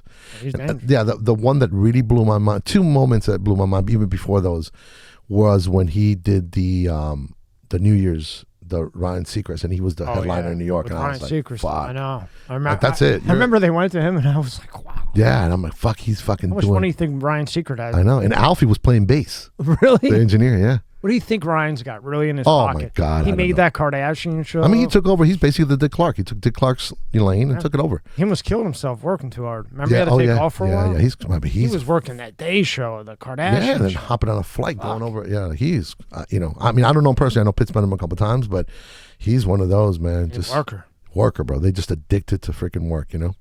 But I mean, I think a lot of people were wired like that during this business. You know, it takes a little bit of being a little, you know, nuts to. You have to be. Yeah, exactly. You have to be to stay up till 5 o'clock. Yeah. I do it too. Yeah, you know, we all do it. Otherwise, we wouldn't be all sitting in here. Yeah, exactly. You know, if it's, you know, people look at me like they're like, "You're still up at 5?" Yeah, well, I have work to do. Yeah, exactly. Yeah. And then you know you wake up and you're dying when you wake up. Yeah. You drink a ton of caffeine. Yeah. But this, you love it. Let's go. Yeah, exactly. You know, this is so much goes on to this shit more than people know. Yeah. Not to jump back, but DJ Khaled. You known him for a long time. Yeah. So when was the first time you met him? So Khaled was happening in parallel to all this. You know, that's the funny part. Like my story was everything was going on in engineering. Pitt started happening. I was still doing that, and then Miami was like, because when Pitt finally broke nationally with the first record we broke out, we already had Khaled bubbling. He was at radio and all that, and again, BB and Circle House, they brought Khaled and they're like, hey, listen, we want to do a joint venture with him. We're going to do an album with him. I'm like, all right, cool. So that's how I met Khaled. And then jumped in the room with him. We did a reggae album that's still sitting in that. As a matter of fact, in that room, you see that those machines in the back of that window? Yeah. There's a cabinet in there that's got tapes. And Khaled's first album that we recorded is in there. It's never been released, and it's still there. I know the digital tapes are there. You think it will ever get released? Who knows? I mean, we last time I think I talked to BB. He's like, yeah, man, I'm talking to Kyle. We're gonna figure it out. I'm like, you guys should. You know, it's cool to have as a historical thing. You know. You know, I was telling you how much I like Chris Brown. I want to go back to Khaled. Yeah. he'll put out the album like a double album, and RCA tells him, because I follow him and everything. Okay. Really, you know his story. Yeah. And RCA's like, not a double album. He don't give a shit. Double album. Yeah. And they don't even play it, and it still goes platinum. Yeah. And they still won't play it over whatever happened. Yeah. 15 years ago. And he's nuts. He hit a couple guys. Yeah. I mean, listen. Whatever. Yeah. But this episode is brought to you by Fiji. More than just water. This is not just rock. It's ancient volcanic rock that filters tropical rain, giving it double the electrolytes and its signature soft, smooth taste. It's not just water. It's Fiji water. This episode is sponsored by Aurora. Do you know what the fastest growing crime in America is? For years, this crime rate has been surging and affecting millions of Americans. I'm talking about identity theft, and there's a new victim every 14 seconds. Yet despite this, those who have had their identity stolen are often shocked when it happens. That's why I'm excited to partner with Aurora, who is sponsoring this video. Aurora is identity theft protection, fraud monitoring, a VPN, password management, and antivirus software all into one easy-to-use app. Their VPN allows you to stay anonymous online by keeping your browsing history and personal information safe and encrypted. Protect you and your family from America's fastest growing crime. Try Aurora for free for 2 weeks and see if you or anyone in your family's personal information has been compromised. Start your free trial today. Go to aurora.com/MSCS. The link is in the description below. Not the music, right. You know what I mean? So with that, I don't get it, because that's like personal thing. But the guy did a back. I was just at the concert 3 months ago. Okay. Right, and I'm thinking, all right, he's getting a little bit older now. Yeah. Has 2 kids, 3 kids, however many. Yeah. Right away, he comes out, comes off the thing, hanging. He comes across, gets down, and I'm front row, right? So I can see everything. Right, I've been waiting for this. Right. And he's singing. There's nothing in the background. Oh no, he's singing. He's the real deal, bro. And he does the whole backflip thing, like 3 in a row, and goes right into the hook. Yeah. Like nothing. Nah, he's that super triple threat dude, man. I'm telling you. Like, I mean, dripping sweat after song number 2. You know what's funny? The first time I heard his name was there's a producer named Scott Storch. I don't know if you're familiar. Oh yeah, okay. Scott. Yeah, Scott. Yeah. So my buddy that I'm seeing tonight, Star, was I think working with Scott, or he was doing work with him. I don't know what capacity, but they were maybe doing some co-production, whatever it was. And he says to me, "Hey man, Scott's working on this kid, man, who's like a movie." I'm like, "Really? What are you talking about?" Yeah, his name is Chris. He didn't even say Brown. He was like, "Chris, crazy man. I heard the first song Scott's working on." I'm like, "Oh, cool." And then the record came out, which remember was that I can't remember the freaking title. Anyway, and that song came out, and I was like, "Whoa, Star was." Yeah, it was the young one. The very first one. Yeah, and it went nuts. And it went nuts. Performed at every show that there was. And then when I heard the record, and then when I saw him, and I thought, and then ironically, I had gone to one of those Jingle Ball things or whatever years later. And I saw him perform live, and I was like, "Yo, this kid is no joke. Like as a dancer alone, he could have a career as a dancer. You know what I mean? Just stand alone. And then he's a freaking crazy ass singer. Yeah, man. And he can rap. You ever hear him rap? Yeah. I mean, he can rap. Yeah. I mean, he's right there with. There's some people like how you were talking earlier, like you're just born to do this shit. That's him, man. He's just one of those, which is it's so cool to see people like that. Yeah. And then, sorry, back. No. Say Chris Brown. Not at all, man. Listen, that's great. Yeah. So you meet Cal when he's young. He comes in. So Cal was already at radio. Cal was already like, getting ratings and had his own mix show at night. And he had, he was Mr. Hip Hop. So he was on the urban station doing his thing. The guys from Inner Circle bring him in, and BB like puts me onto the session and whatnot. And we record the album. And it was great. We just had a great relationship. And it wasn't like, anything happened. The record never got put out. And then Khaled kind of like went to another, I think he went to E1, which used to be Koch Records. Got a deal. I don't know the mechanics of how it worked, but I know he got a deal, and now he's going to do a real album. And I think what happens was Khaled was real smart in the way he pre-planned everything. He's at the station, and of course all the rappers are on media tour, so they have to come to the station, meet all the DJs, right? And he's like, all right. And then Khaled would show them the power he had in the city. So he'd take the record, drop bombs, spin it back 100 times, and then the record would start catching waves. So then he was like, look, man, I'll treat your record super special. Just make sure when I need a favor, you're good, So that's kind of, he built a relationship with, Buster and all these guys. And so then he started thinking, all right, I built enough. I'm going to start cashing them in now. And when he did his official second album, it was actually his first album, which is called Listen. he had gotten a deal, and he went to the studio to do it. And we did that across the street because Inner Circle bought another house and put another studio in there, another 2 studios in there. Yeah. And we did the Listen album. The Doors weren't even in the studio yet. And we just started recording and actually mixing because he had already recorded it all. And it had like everybody was on there, man. Young Jeezy, it was crazy album, like holy shit. And that's when I was like, damn, Khaled, you're like really gonna do this, you know what I mean? But it was happening in real time, and it was just kind of like I knew he was already so buzzy and he was such a hype guy and all that, but no one knew him nationally. I mean, people in the game did, but not people. Not like overall. Yeah, exactly. Country, he was just a popular DJ, and then he was in the urban world. But the way I saw him parlay that situation, the way I saw him, and he wasn't ever rapping. He never said, oh, I'm going to get in and start becoming the artist. Nah, he just was like, this is what I'm going to do it. I'm like, all right. People were doing mixtapes. Who Kid did it, all these big DJs, Clue. But he took it to that artist level, and I kind of saw it in him doing it. And I was like, man, this guy, I don't know. We'll see if he does it. And yeah, man, that album did actually really much better than anybody expected, which brought the next album, which was We the Best, and then that's when he crushed. Yeah, because he got with Payne, and Payne was an amazing writer. Yeah.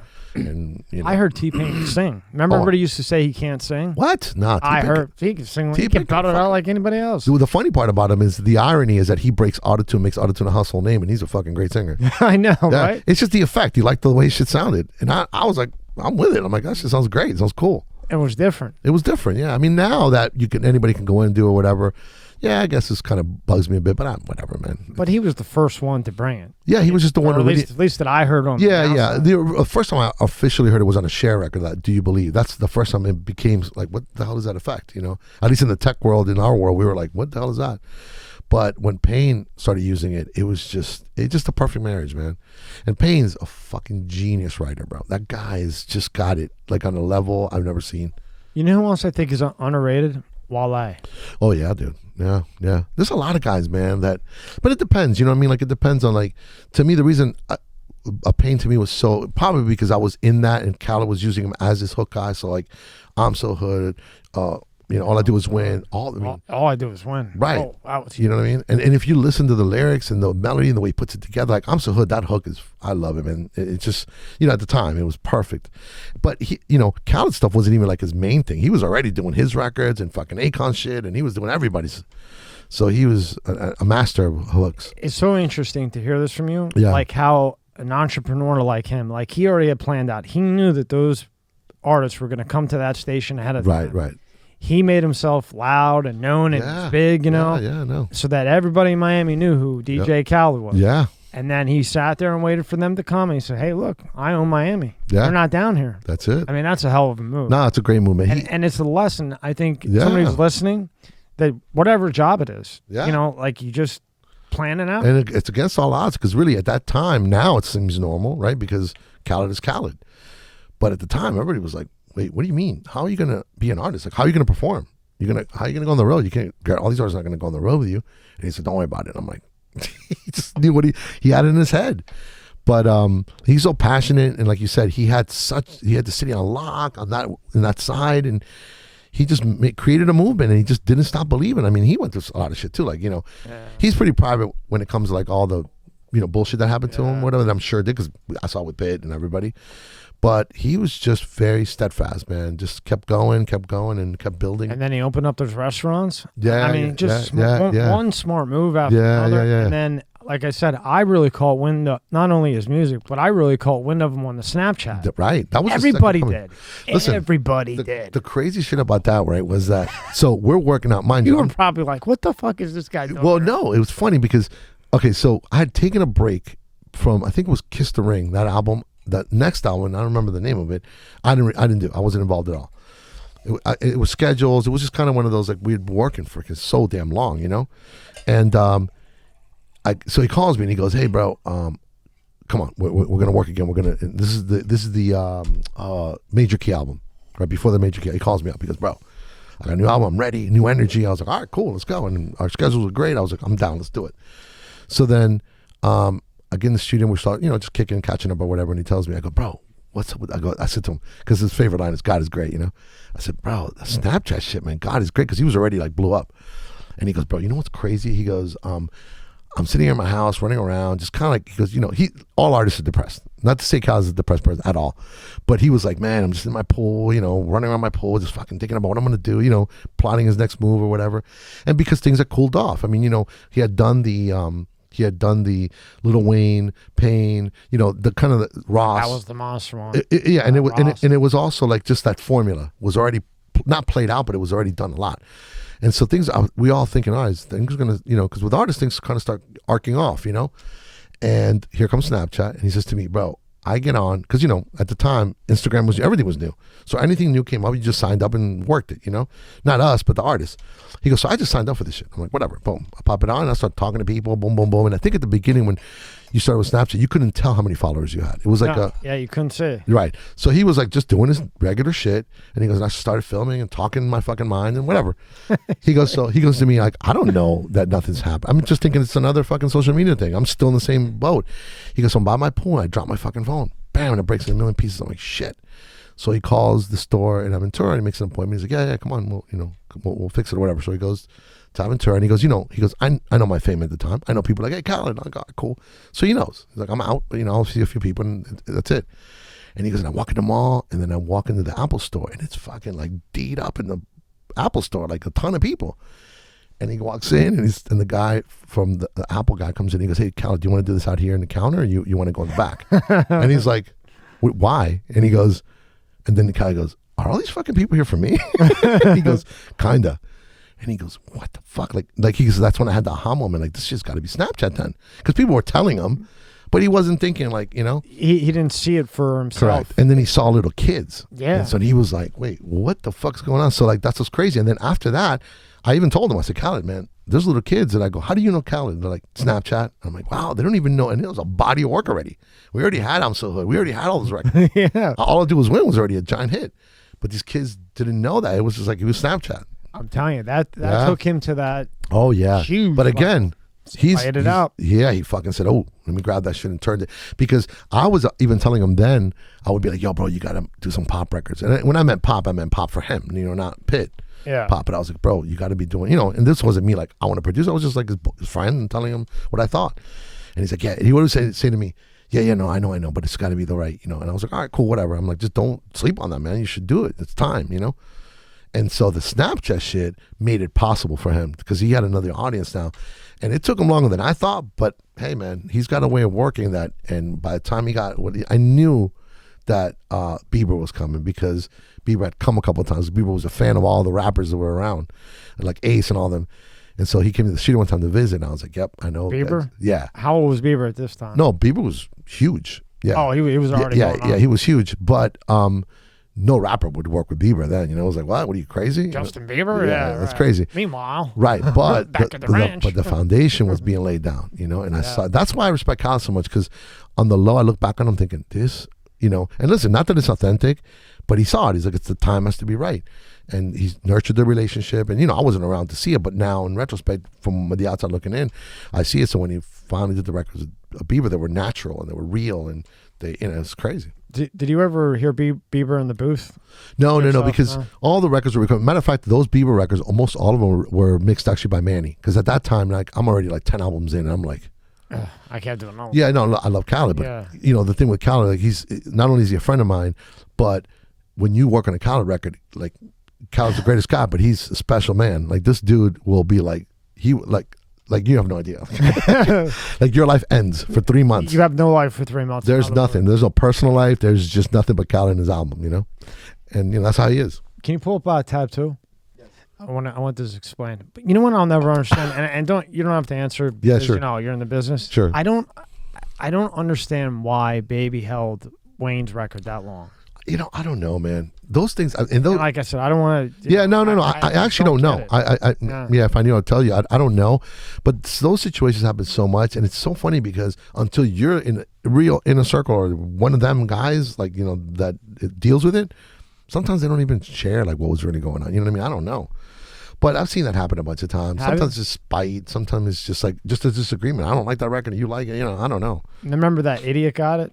The guy who got indicted, got it. Yeah. Sold. Yeah. How the hell did he get that? I don't know, man. Yeah, because the Cash Money situation, that was an Remember intense. that mess? That was a mess. Yeah, bro, it was crazy. And you know, when Cash Money finally went over there, did their deal with Universal through Republic. With Republic. Yeah. Everything got more organized because then Republic was like, hey man, we got to run business more normal. So they kind of like, you guys do creative, let us deal with business and paying people and all that stuff, and everything got much chilled, more normal. But at that point now, you know, Wayne's a fucking superstar, and here comes Drake, you know, so it was like... Yeah, Drake came in. Yeah, bro. He's a beast. No. And we're forgetting about Eminem, too. Yeah, bro. Eminem. He came out with fury. Yeah, but he came out with that fucking Dr. Dre stamp, and he's just... he's just an insane... I mean, like, he's one of the best rappers ever, you know? Yeah, I thought his last album was great. Yeah. I mean, you can't go wrong with him. I mean, it's like, to me, you know... Like a Kendrick reminds me of an Eminem, not in style, but in like, whoa, like I can't keep up with what you're telling me. I got to rewind. You know, they just have that fierceness. It's incredible. Who's somebody that you had gotten a cut or a tape or, you know, whatever's mixed, and you were like, you know, I don't know if this is good. And then it turned out to be just a monster. Somebody that like people don't, you know, now. Yeah. I wouldn't say that I've heard anything that I was like, that I thought was like, and didn't, and made it huge. Now, like, an example of that isn't because I didn't think the song was good. It was the Who Let the Dogs Out. It was just because it was silly at the time. I was like, wait, what do you mean? And all credit to Steve Greenberg, which is the label head of that. He was like, we're doing this song. It was like, that song already existed. Somebody had done it in the Bahamas. I think it was in a commercial in Canada. And all I remember is we're in the lounge at Turk House and Steve Greenberg's showing us a commercial that it was on the original. And he goes, this thing's going to be in stadiums and everyone's going to be chanting and in weddings. And I was like, what the fuck are you talking about? You know what I mean? What drugs are you on, buddy, yeah, right? exactly. So then when it happened, I was like, whoa. I remember I was at a Dolphin game with the Packers. Oh, wow. And it's on. And I'm like, what the fuck? This is crazy. You know, Steve knew this shit. You have to get goosebumps when you hear that. There's, you know, the moments for me are never like the Grammys or the plaques or that shit. The moments are always some weird shit that happens like that, you know, where I wasn't expecting it. And I'm like, oh, fuck, this is wild. Yeah. Okay, so go to the first tab. First tab. There you go. Okay, so explain this board to me here. Oh, okay, that's the solid state logic duality. Okay, so what the hell is all that on? So, you know, if you ever hear the term SSL, that's all we're talking. SSL, yeah. SSL is just solid state logic, and the other board you had before and this are all the same company. This is just the evolution of console. This is the most recent like release of the analog. And now it's kind of a hybrid digital console, but it's not, you know what's funny? It's not that difficult. I always tell people this. You see the center section? Yeah. There's a lot to learn there. But if you look at every channel and you go up, they're all the same thing. What do they do? Like, what are all those screens? So let's just imagine we have a band, because it's easier with the band, right? Let's say we have the drums on this side. So let's start on the fader next to that little trackball there. Yeah. So if I bring that fader up, I would hear only the kick. Okay. And so I will be able to say, I'm going to pan the kick to the left, I'm going to pan it to the right. You want to keep it in the middle, all right? So we put it in the middle. You go back up to the next section, and it'll be like, say, a compressor to control it. And the next section would be like an equalizer to make it sound a little brighter, a little bigger.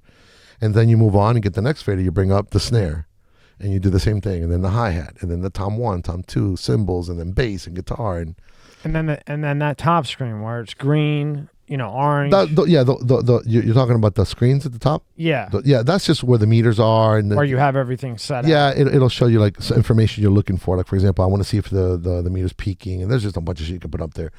But it all happens really on the console. You know, the meters are just for you to like examine what's going on if you want to display something up there. So that's basically the basics of mixing. And then once you get it all together, you're like, you know, you're EQing everything, and you keep going back, and now you go, all right, well, let me make the kick a little lower, and let me bring the hi-hat up more. You know? And is that little ball there? Is that the mouse? Yeah, that's just so we can run Pro Tools. Because see, now what's happening is we're mixing in the box, but in this scenario, I'm mixing in Pro Tools, but it's going through the console, right? Now, whenever I see this, I always wonder, like an engineer, like you monsters. I look at your speakers, and I'm like, I had those when I was 18 in the back of my car. I see them in every studio. Are you talking about the big ones in the back, or like the white one? Oh yeah, the NS10s. Those are actually HS5s. They're I know, but it looks like to me like my boombox in the back of the car every time I see somebody's studio. Yeah, those are actually. So Yamaha had a speaker brand called a model number called NS10s that became like the industry standard way back in the 70s or whatever. And so that was it. It was an analog, or not analog. Just say it's called. You have a speaker is either active or it's non-passive. Passive means it has an amp you have to plug in, and active, the amp is inside the speaker. Okay, so those are just the new generation of kind of NS10s, you know. So I used them for a while. I actually like those. I had like 10 pair of those little guys that beat them to shit, but I love them. Now, are those the ones where you don't have to get a separate amp? Yeah, those are active. Yeah, those are the new ones. Because this picture is actually not too long ago. This is, a new board and all that. This is Circle House's C. This is the Cabana studio. Is it? There's a pool outside. This is where I worked with 50. Hit play on that, EK, because it goes to another slot. Oh, what is this? Oh, wow. Shit. Yeah, it just goes. Damn, look at you, man. Wow. I want to know. Damn. I don't just want to know about. You got like production work here, bro. Well, I want to know. I want to. I'm interested in shit. I appreciate it. I mean, I'm interested in all the people you worked with, of course, but I'm also interested in the thing itself. Yeah. But I never understood that. I thought each one of those speakers was maybe like a drum speaker, and then the other one was for the voice. No. You know what you're really doing is, so in the center section there, like pause it there. Like this console here too has the center section. You can pick. You see how we have here 3 sets of speakers as well. Yeah. So you would be mixing, for example, on the little ones, and then I want to say, wait, let me hear real quick the bass on the big speakers, so I could switch. So you can switch and hear it on hear the mix on top and go, oh shit, that's too much bass. Let me go down to the little ones and work again. It's like having different flavors. And then what's the glass thing in the middle? Like where you got a piece of tape at? That's just the computer screen that was built into this console. Oh shit! So this is a SSL 9000J. That's pretty cool. Yeah, it was cool. And that was really for the recall. Oh, that I was telling you, where that's where the assistant has to look. It also is. See up there, there's a TV up there. Yeah. It doubles that TV up there. So when an assistant came in and had to do a recall, they would see the each channel strip and start. It mirrors it up. Yeah, exactly. And then what's the stuff in the back over there on the left-hand side? That's the old Pro Tools converters. Wow, you needed all that? Yeah, but that big box in the because far left? You see the 3 racks, like after all those little buttons, there's 3 racks that look the same. Those are like, I think it was 8 in and 8 out. 8 in and 8 out. So that would be 24 tracks there. And those go into the channels on the board. That's how we did it at first. When Pro Tools came out, we were still running it through the board. Now, all this... I'm going back, I want to say 8 years, 10 years. I haven't touched the console in probably about 7. Do you miss it? Yeah, I miss it's just cool to feel it. But what I don't miss is someone calls a recall and it never comes back right. It's a shit show to going click, click, and I'm back. I love that. Yeah. The convenience is amazing, man. I can't beat it. That's so cool. Just to me, it's just mind blowing. Because like I look at my board, little board back here, I'm like, yeah, but it's just I don't even understand those buttons. Yeah, exactly. We're still learning they're that different equipment. They're just different purposes. But honestly, man, they're not, like I told you, they're not that difficult in that it's just really because they had to do that before. We had tape, so you had to run each sound on its own channel to mix it. But it's the room, and the console matters, but it's also the Genelecs up there, the big ones. And the room is designed around the speakers. There's a lot of science that goes into that. So they spent tons of money designing. And tons of soundproof, right? Yeah. Oh, yeah. The hell out of it. That room was designed by John. Is it John Arthur? I hope I'm not messing up his name.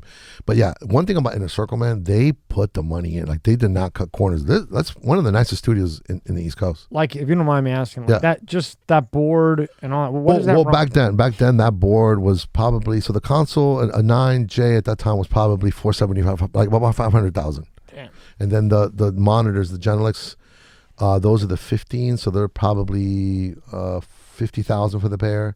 The bigger ones that are in C are like $80,000 for them. Yeah, and then the Pro Tools rig at the time was pretty expensive. That was another like $50,000. And then in design, I mean, you would rack up $1.5 million easy on a decent room. Yeah. And of all those buttons, how many do you think you actually use? Well, that room in particular, this is Studio A at Circle House. Mm-hmm. I mixed. All I do is win there. Wow. All I do is win there? All I did is in that console. I did Who Let the Dogs Out in that room. We recorded 6 months with Lauryn Hill, and we used every fucking button on that board. Did you? Lauren, man. She can rip them. She was just, and she was exploring. When we were working with her, she was just, it was crazy. I mean, we could do a whole podcast just on that. It was incredible. It was an incredible experience. She's probably one of the most talented people I've been around, man. She was incredible. That Killing Me Softly. Yeah, you've got to be able to sing. I mean, I know that, Mariah Carey and everybody else. No. Lauryn Hill, she's right there with him. She's the real deal. Listen, when I was tracking, like I said, I tracked Beyonce, I tracked Mary J. Blige, I tracked Toni Braxton, a lot of the big girls, the girl acts. And when I worked with Lauryn, it was just raw, like she was like, I picked up the guitar about a year ago, and I'm like, you play like you've been fucking, like you were born with the guitar. Crazy. Like we were in the room one time, and she just picked up the guitar and started playing John Lennon's Wheels Go Round and Round. Really? Like a fucking movie. I was like, and I remember thinking, this is crazy. And we had microphones up, and I think my assistant was running a DAT tape just to like catch the room. And I'm thinking, this is fucking amazing. I'm thinking, yeah, that's fucking Lauryn Hill. That's why, you forget because you're in the room with them so much, you kind of lose sight of who they are until they pick up a guitar and play. You're like, what the fuck? Did Wyclef find her? Well, Wyclef, her and Praz were the Fugees. So, she was young, man. Fugees, yeah. She was just a young kid when the Fugees started. So it wasn't that Wyclef found her, but I mean, he was kind of the older guy in the group, and he was kind of the leader, I guess. I don't know, what drama went on with all that or whatever, but they were fucking iconic. I mean, and what's funny is when they were signed, it was when my brother had gotten the deal with that dance hall group, and I remember hearing, we signed a group called the Fugees. I was like, the Fugees or whatever. And then you realize who the Fugees were, and you're like, oh, years later, okay. Yeah. And then ironically, Clef from the Fugees is the one who gave us advice that got us Pit. Yeah. Isn't that funny how it's weird, it all kind of like works super together? trippy, yeah. And then when the streaming comes out, now you have to deal with that. Yeah. Now, how does that affect you? Like streaming as far as like not Napster. I don't know what the first one was. Oh, you mean When they started to like Apple. Yeah, exactly, exactly. Remember Apple came out with the right. What was it called? The iPod or whatever it was. The iPod, yeah. The one that you could turn it. Yeah. It to be honest with you, like everybody hates Apple for coming in and bringing the single price down to $1. You know what I mean? But to a certain degree, they kind of controlled the bleeding. You know what I mean? They brought in an opportunity to start thinking about music in a different way.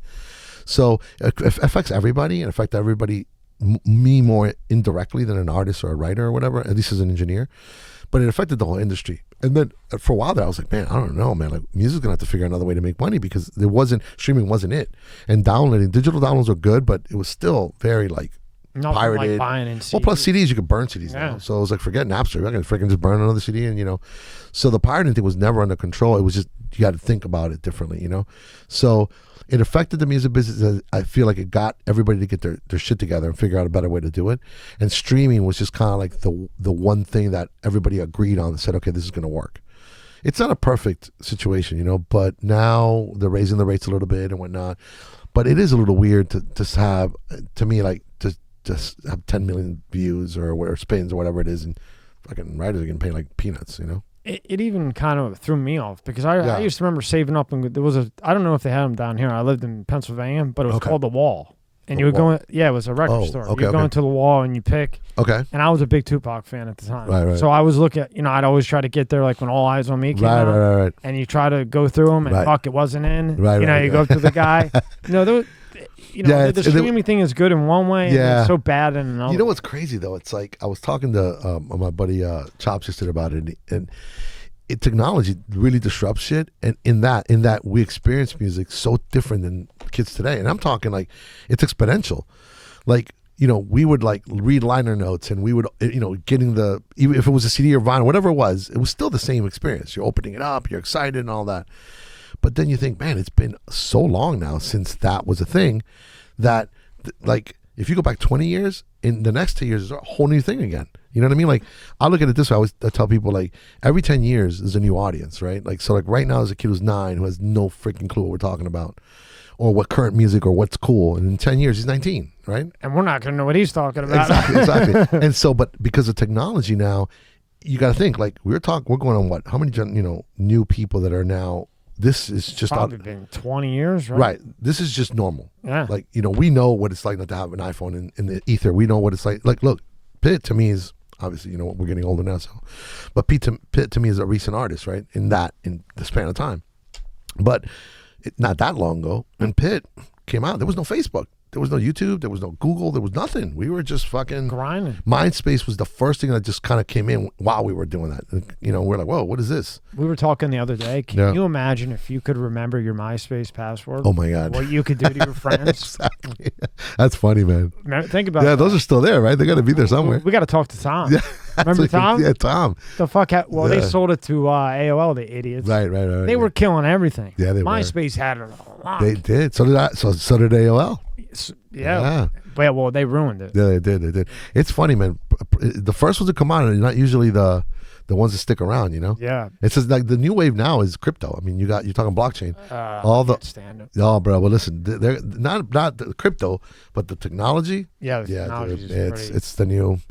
It's going to disrupt everything again. And all the people that are current, like all the projects that are current right now, they're big. They're going to fade, and you're going to have new shit Remember coming you out. said every 10 years? I think the next one's going to be what are they on, Web3 now or whatever, where it's all decentralized, and then that's what the blockchain you shit don't know is. where. So basically, in my opinion, Yeah. that's going to turn into Napster number 2. It is. Because how are you going to catch it on there? Yeah. I mean, the thing, the thesis behind it is the whole getting rid of the middleman thing is good, but then, you got to reinvent the wheel. I mean, this is a fracturing reality a little bit. You know what I'm saying? We got to call DJ Khaled and think what he's thinking. Exactly. He's got something planned. Yeah. No, it's a trip. I love tech, and I welcome it because I'm a tech guy and I love all that shit. But I now, I'm older and whatever, and I think to myself, you just got to take it with the good, with the bad. I mean, it's going to be amazing shit, but it's going to break some stuff, I went back and forth with a couple artists, and this is just my opinion. I respect their opinion, whatever. If I was an artist right now, personally, I'd sign that 360 deal. Yeah. And I'd say F it. And here's why. Yeah. And then I want you to tell me what you think. Sure. I would because, okay, I can get a deal. Right. Yes, 360, they're going to take all my money for 2 years. Right. But they're going to market me. Right. They're going to put the capital out. Right. Yeah, I'm going to have to go on tour. I'm going to get Right. peanuts. I'm not going to get any sleep. Right. But if you say you did it right and you Right. did a 2-year deal, Right. 3-album deal, whatever it is. Right. Now you're known. Right. Right? Then you can leave that and you can sign a deal where now you go on tour and you make your money. Right. Because you're not going to make it in the stream. And make your money yourself. Yeah, exactly. So to me, if I'm a new upcoming artist and don't run into a guy like you, Right. and even if I did, Yeah, there's not I would much I still can say, do. Lou, I mean, Yeah, what am I going to do for you if you Yeah. think about it? Like, I can help you, but it's how so are we going hard. to push it? Right, know? exactly. Somebody has to have a wallet That's what I mean. because the money makes the world go around. So, yeah, from that perspective, I completely agree with you. But even in that, like, let's say that's the perfect plan. It's a moving fucking target. It's the most frustrating. Like, I appreciate so much how successful Pitt's career went with all the ups and downs. Don't get me wrong, it was a shit show several times. But the odds of that shit working were not there, man. Like, I look back and think to myself, holy shit. Like, I mean, and that's credit to Pitt's, tenacity and going. Hard work. But also how much shit had to happen to line up, you know what I mean? To just make it all, even the state of where Miami was, and just me and my brother just randomly, fucking tells us look for an art. Like, I'm not saying that if it wasn't for me and my brother, he wouldn't be there because he would have found somebody, he was going to go there. But just the way it happened and the whole movement, that's the part that nobody factors in. So you can have a great plan, but man, like the atmosphere around you, like the macro will change and you're like, your plan went out the window. And then it's like, what are you going to do? Put it up on YouTube? Yes, but the logic, and they don't pay shit. Correct. And the logic, I agree, because then if you feel like, man, I don't got no followers, I can't get fucking anybody to pay attention to me, I need somebody with a big wallet to really, in that sense, the logic makes sense. Got a guy who's actually going to come in and label, right, and say, okay, I'm rolling, here's 500,000, we're putting in the promotion, put you with the right people and all that. You're going to have the best shot possible. And to be honest with you, if you have something going about you, a 360 is not like The end of the world. Right, like you could negotiate a 360. That's pretty good. Then you 360 means you get you can nibble off of your show. You know what I mean? Yeah. But you're right. If that's the scenario for you and you can parlay that and that's your plan, but you got to think labels are not stupid either. So they're going to be like, oh, we're going to give you this money and we're going to give you a 2-album deal. There's going to be an option there for a third, a fourth, and so that it gets complicated. Then it gets messy because Correct. You don't have the money to have a lawyer like they have, so they're going to put that little line in there that after the 2 years when you think you're going to get out of it, we can exercise an option. Now they're going to use the option, and then you're stuck for another. And also you got to think about this. There's also this thing called recouping. So for example, let's say that they go, bam, we put $2 million in this project and it does really well, but you didn't really make enough money to recoup the money. Then you owe them. Well, not you to owe them, but they're more incentivized to keep you to get their their investment back. Yeah, but that's another numbers game that labels play. Messy. It is, man. It's wild. But and the kid I had in, he sang. He sang. And I was like, whoa! And he was on this indie shit. Right. And I said, look, you have it. right. I'm sitting here. He's sitting here. Look, you have it. Just sign a fucking deal. Whatever. Sign a deal and find somebody. Right. And go from there. Right. And he was so stuck on not wanting to give up his material. It's so funny. He wanted to own it. No, and I said to him, I said, what do you want to do? eat at McDonald's every day, you're going to have a kid one day. I know. You just belt it out better than I've heard in concerts. Yeah. Just sign the fuck. No, I want to own my own shit. I know. But sometimes you could die by that principle, man, because this is why a lot of people say, man, how could you be so talented and not make it? Because it's not the most talented that make it. It's the people who have the most like tenacity and the most, discipline and, they have to have talent, of course.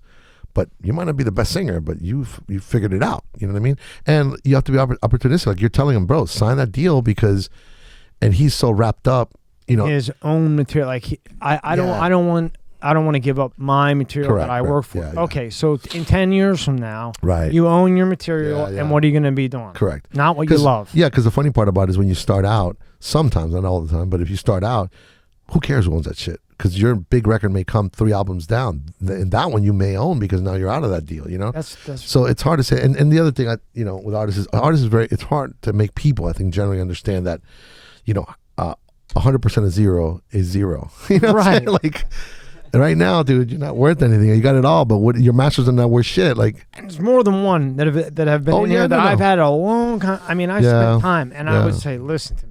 I know you're like a frustrated label owner, bro. and I'm no engineer, I'm no executive of anything, but I know a little bit about business. Right, listen, you have it.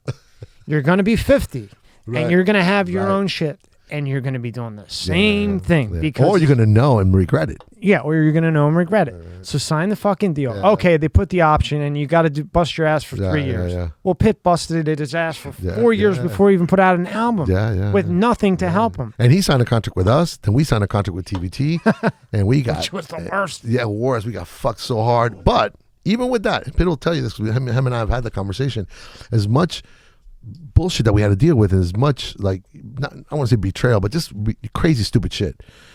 Still, we acknowledge, without them, without crazy ass Steve, he did push the button. He did pony up the money. He fucked us really good, and he fucked up a lot of shit. But at the end of the day, hey, you still got to give credit. Correct. And think about it. And then Pitt's records were big, but once that whole deal, that all ended up in like a lawsuit. That's a 2 podcasts. But right, so that ended. You have to come back for that one. Exactly. So that ended there, and then at that point, I was no longer tied to Pitt. Like as far as business, obviously we're like family, And so then he went to RCA, and think about it. His biggest record was "I Know You Want Me," and he wasn't even on TVT anymore. So think about that artist. Yeah. All those albums, Pitt didn't give a shit anymore. He's like, bro, I'm in a whole new space now, and he built a whole new career. So if you feel this is all I got, and I'm not going to put more music out, then I could see maybe being like, man, I don't care, I'm going to live and die by it. But careers are not built off of one record, man. Like we did 157 songs in those 2 years with Pitt. 157. That's a lot of work. Yeah, but it was just a lot of like. But you guys were all friends and hanging out. And we had a house. Like it was a studio set. Yeah, it wasn't like we were spending time in the studio, but that allowed us the freedom. But that's Pitt was working, man. We were just working on it, freestyles, whatever. It was just about getting the workout. Say you and Pitt, like right now, you want to go rent a studio in New York. Because for whatever reason you want to go to New York right now. Why, I don't know. Well, I guess to make money and then get the hell out of there before you get robbed. Because anything under 900, you can they can fucking yank you. Now, how much like that studio that we had showed up, what would that cost to rent per hour? Studios, it depends on the city too. It depends. Some cities are better rates or whatever. But a room like that is about $1,500 to $2,000 a day. That's not bad. Not so bad. I thought it would be a lot more than that. No, because you got to think of it this way. But it's a 12-hour block. Like, so you go from, like, say you come in at noon and you're late at noon, they start charging you overtime. At midnight. Yeah. Is that the option that's in that one? Yeah, well, yeah. I'll be able to say, listen, what's your start time? Tell us your start time, because if you tell me noon and you guys come in at 4, you're going to have 4 hours of overtime. But for the most part, they're like, Inner Circle owns that studio, and they're more of a family studio. Although you walk in, it's the greatest studio in the world. They work, they have relationships with people, whatever. But usually a PO comes from a label. The label puts a budget together. When someone says, "I got $500,000, forward, advanced to me," fronted, yeah, it's your recording budget. Is what it is. Yeah, that's all it is. It's your recording budget. You better manage it. My friend, there's one name I don't want to say because he's popular now. Okay, but he came and you'll laugh at this. So he comes to me and he's got music albums and all that. Sure. I'm still cool with him. Right. And he comes and goes, yo, I got $1 million advance. I'm going to go buy that Rolls Royce I've been wanting. And I said, listen to me. And I only knew this just from being around people. Not that I know everything. Yeah. And I said, do you know that every time you go into the studio, they're going to take part of that million? Right. And then when you go on the tour and that plane that you're flying, they're going to take part of that million. Called tour support. And he's like, what do you mean? Yeah. 2 years later, he comes back. Recouping. He asked me if he could borrow money. I swear to God. Now he's killing. I mean, now he's doing not killing. That's that story of her, it's like a repeating freaking record, bro. It's crazy. And it's funny because you tell them and you're like, bro, listen, just be mindful of it, But that's the problem. It's also urban music and hip hop, like kind of perpetrated that whole I need my chain and my car so much that I'm like, bro, like that's another thing. Look at Pitt. You don't see Pitt ever with a watch I remember Pitt was kicking ass and taking names as far as money and success. Studio had a rubber band on. I think I've had fancier fucking jewelry than him. I've never seen him flash at all. ever. I watched all his shit. Yeah. I thought he was just extremely, like, before I knew you. And, or not, I just met you. Yeah. But I mean, heard of you. I've heard of you. But Bobby, who I'm pretty close to. Yeah.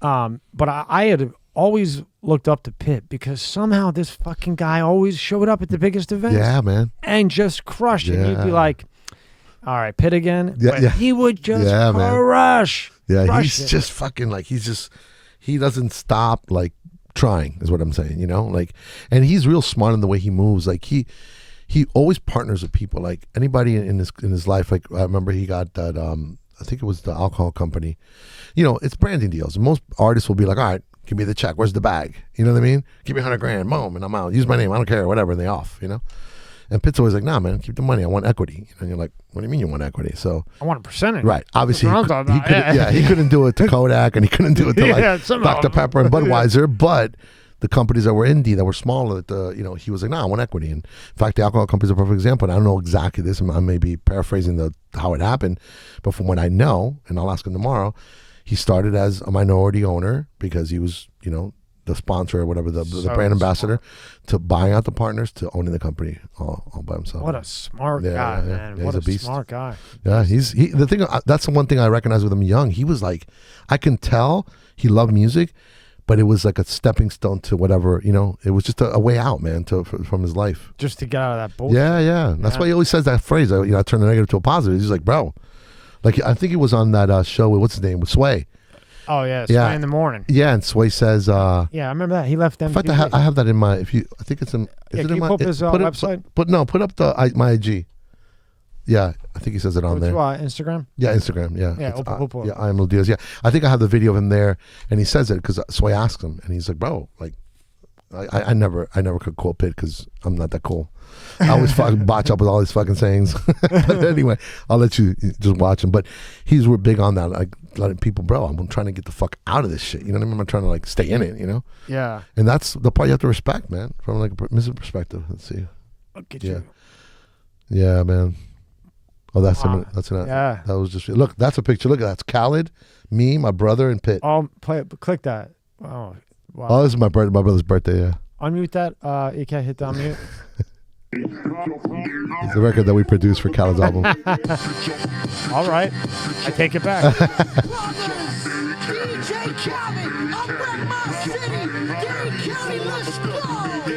Yeah, that's funny, man. Long time ago. That's the guy on the far right. Huh? Daddy Yankee. Yeah. That's Teach, who's Pitt's old manager. And that's Lunch Money, and that's BB from Circle House. That's Pitt in the middle there. And that's me with two little chili beans coming. The Diaz Brothers, look out. Exactly. Now there's an old as hell now. That's in my house in Atlanta. My brother loves that damn car. Yeah, I had one. Do you? It's his baby. I don't have one now. I had one. Oh, okay, yeah, that's his baby, man. He loves that thing. So anyway, I think if you go back, it's probably a ways back, man. I'm thinking I probably started. Let me see. Somewhere on here. There's your speakers. Yeah. Let's see. Let's pick. Keep going. The wifey. Oh man, Eddie Van Halen's that crazy or what? Look at him. Let's see. I think. Keep going. I think it's further back. I'll put it in there somewhere. This is the only thing I got. Keep scrolling. Keep scrolling. Yeah. Where is it? How about that one? Axl Rose. Which one? Rose. He hurt his ankle. Who? Axl Rose. Oh, really? He hurt his ankle and he started to take perks again, and right away he went right into rehab. Really? I respected the fuck out of that. That's crazy, man. That's good. Hey, because you know what? He knows himself. Yep. Yeah, that shit is. Oh, there it is, right there. See the bottom corner, to the right. Yeah, right there. Yeah. So check this out. He asked him that. Oh wait. Not to stay in the streets. Oh, you have to start it over, but That's where I've been very. Yeah. It's real simple, dog. I rap to get out the streets, not to stay in the streets. You see what I'm saying? You get me? And that's where I've been very blessed to learn from a Lil Jon, been very blessed to learn from my Uncle Luke, been very blessed to learn from the Diaz Brothers, where they taught me how to create my own lane. Yeah. You know, they say, why are you going to, even if you're in the streets, can you imagine, why would you want to push the same product everybody pushing? Now you got to fight for territory. Now you got to fight for a spot. Now you got to fight for a hole. You got to fight for a trap. Yeah. Nobody looking at what you're doing. You got your own hole, your own trap, your own block, your own everything. Now you create your own city. But that's number one thing, is I always listen. That's true. That's what I was telling you. Exactly what I just said, man, let me take this all in. Let me take this all in. I never got caught up with the fame. I never got caught up with being in the club every night. I don't even get caught up with social media, dog. I don't. Shit cracks me up. Look at he's doing a show. He's still got a BlackBerry. I just talked the other day. Yeah. Is that a BlackBerry? Phone next to you. Look, he just said. It's real simple, dog. I rap to get. Anyway, that proves the point I'm telling you. Like, he had that from the beginning, you know. And I was like, yeah, this kid's, you know, he's enterprising, you know. Wow. Yeah. Yeah. Scroll through a little. Click that middle one. I want to see that damn board again. Oh yeah. Oh, that's me and Khaled there. Yeah. Go up, EK. No, not that one. That's the wifey. Oh, okay. Sure. Yeah, sorry, yeah. No, it's all good. It's all good. Yeah, that one there. Let's see. Oh, I just wish him Khaled a birthday. That's Khaled's studio. He actually still owns it, but I don't know if we're in there anymore. That's called what was it called back then? The Vault. And then what did he call it? Damn, I don't remember. But we did a lot of records, and then we did I'm on one. Well, actually finished it in Tirana, but all the I'm to Hood, all that shit was done there. EK, click on Lou's website. And take us through your website a little bit, Lou. Yeah, my website's just pretty much, it's just really an engineer site. It's all it is. Oh, cool, bro. Yeah, I mean, I got to have a page where people land on, you know? Yeah. And you know, today I work with so many artists from all over the world that I have to have a place that they can land. Over 50 platinum and gold yeah, awards, man. 24 years long of fucking time. Lu Diaz is a 3-time Grammy Award winner and has over 50 gold and platinum awards credited to his name. He has been mixing and producing some of the biggest names in the music business for the past 24 years. Damn, that kind of sounds. If you are serious about your project and you want your your mixes handled by a legendary seasoned professional, then you've come to the right place. By an old dude, man. Like, hey, you ain't lying though. That's one thing you can say. You're not lying. Yeah. We had to put a site up just because people would hit me on social media. Like, you know, social media, I'm the worst, man. People always get mad because I don't even do Facebook. I hate Facebook. I never did it. It was weird. The only one that I took to was Instagram. And I got family members like, what the fuck is wrong with you? I'm like, bro, text me. Like, you got my number. Like, people are crazy. Click on gear and apparel in the upper right. Yeah, those are just like links, I think, to like, because people always asked. Ask you to put stuff on for them? Yeah, no, like what's a mix setup. And these are just like links of like equipment. That's still cool. I mean, if you're an engineer and you're. Yeah, I thought they were cool shirts. Yeah. They were funny, you know? I'm going to get one. We'll put all this in the description. Okay, cool. Not that you need the 1999. Yeah, whatever. After 5 weeks, I need to have a part. I had to throw that shot at you. No, because if you look at a gear and apparel, it'll have like a little mix setup, a little recording setup. Because I got that fucking email so many times. What do you use? And I'm like, bro, this is so easy. You got to just buy this stuff. You know what I mean? So it's just, I guess, a part of it to try to give people resources to do shit. Because I know people ask. You know. I thought it was so cool when you were making. For 2 years you were making videos of how to mix. Yeah, and that's like really recent in my life. Like I remember when we were thinking about moving to Atlanta. So as technology took over and I started working less on a console and more at home on a computer, I had a little kind of writer's room that I'd set up in my house here in Florida that I never intended to be a mixture room. It was just somewhere where we could come, invite people over, we could write together, maybe record something, but nothing fancy. It wasn't treated. It was just a little room. And then little by little, I was working there more and more and more and more. I'm like, shit, I might have to like put a budget together and take this room apart and actually put a mix room together because this is where we're going. Well, I'm going back like 15 years, maybe 12 years, something like that.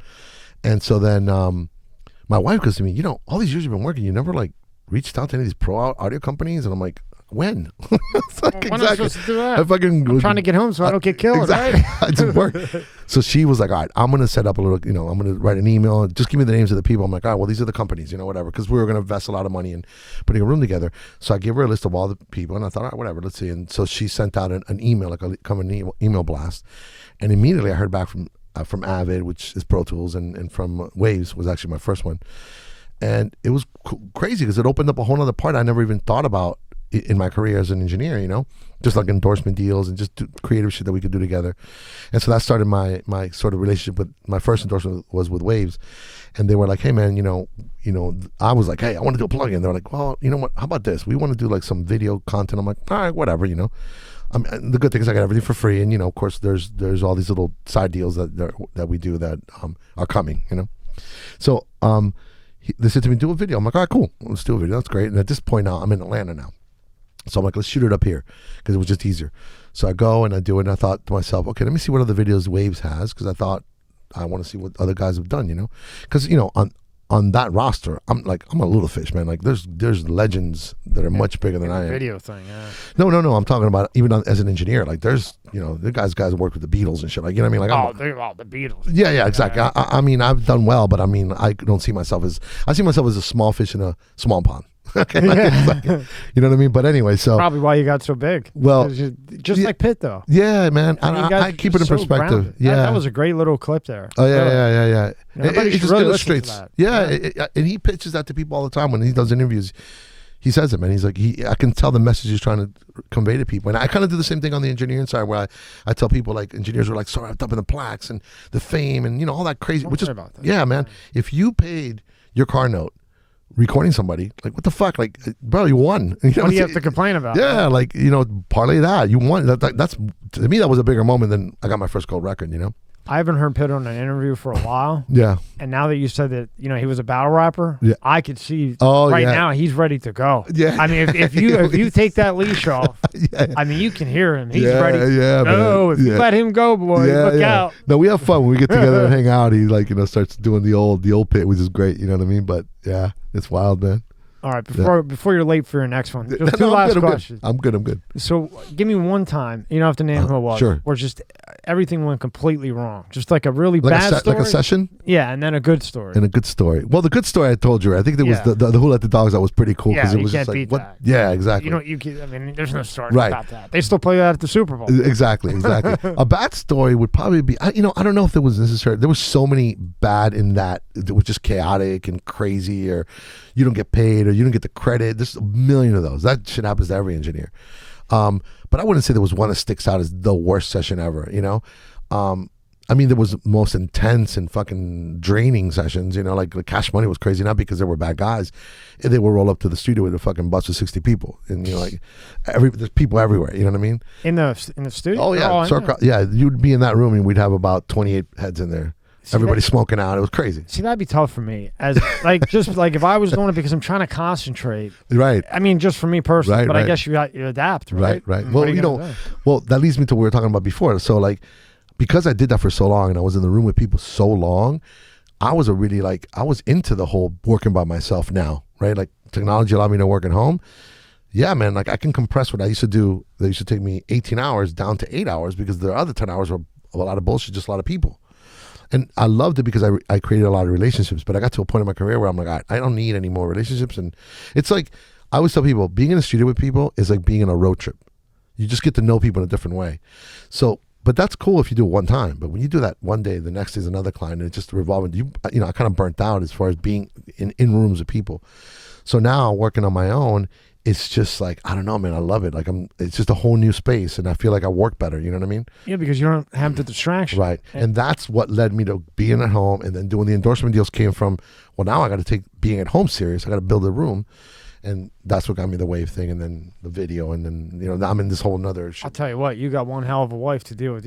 Oh my gosh, this for 20 years, so lucky. She's amazing, man. You know how many women would deal with that for 24 years? Listen, zero. That's another podcast. Maybe one. Yeah. Oh no, man. She is, because when she came into my life, I mean, her and I, we knew each other. We went to high school together. Did you really? Yeah, she doesn't. Oh, she looks half my fucking age. But fucking high school yeah, sweetheart. Yeah. Well, no, not really. Cool, dude. We were just friends. I mean, we didn't know each other. That bullshit. No. You had the instinct. No. I was just joking. Yeah. No, she went to high school with me, but we didn't really know each other in high school, and then we went to college together. But I actually went to college together too. Yeah, well, Not knowing, huh? like not knowing. No. We were actually kind of knew each other then. We were just happened to go to community college together, and I married a friend of hers, and she married a friend of mine. Not close friend, but I mean just friends that we were, and we were all cool. And as their marriages failed, her and I were friends already. We had a history, you know. I mean, she's gorgeous and I love her to death, but I wasn't like, you know, this is the one. yeah, I was just like really close to her. And then that blossomed into a relationship, and we had such a history that it was just natural. But when she came into my world, I was in fucking like the beginning of Pit. I just won the Grammys, and my life was fucking crazy. I was double booking myself. I was partying. It was crazy, bro. I was like in a hurricane, you know? So I would show up to sessions. They're like, you told me you were starting Thursday. I'm like, oh shit, I told you Thursday too. So she came in and kind of like organized my life. And I kind of moved it over to her.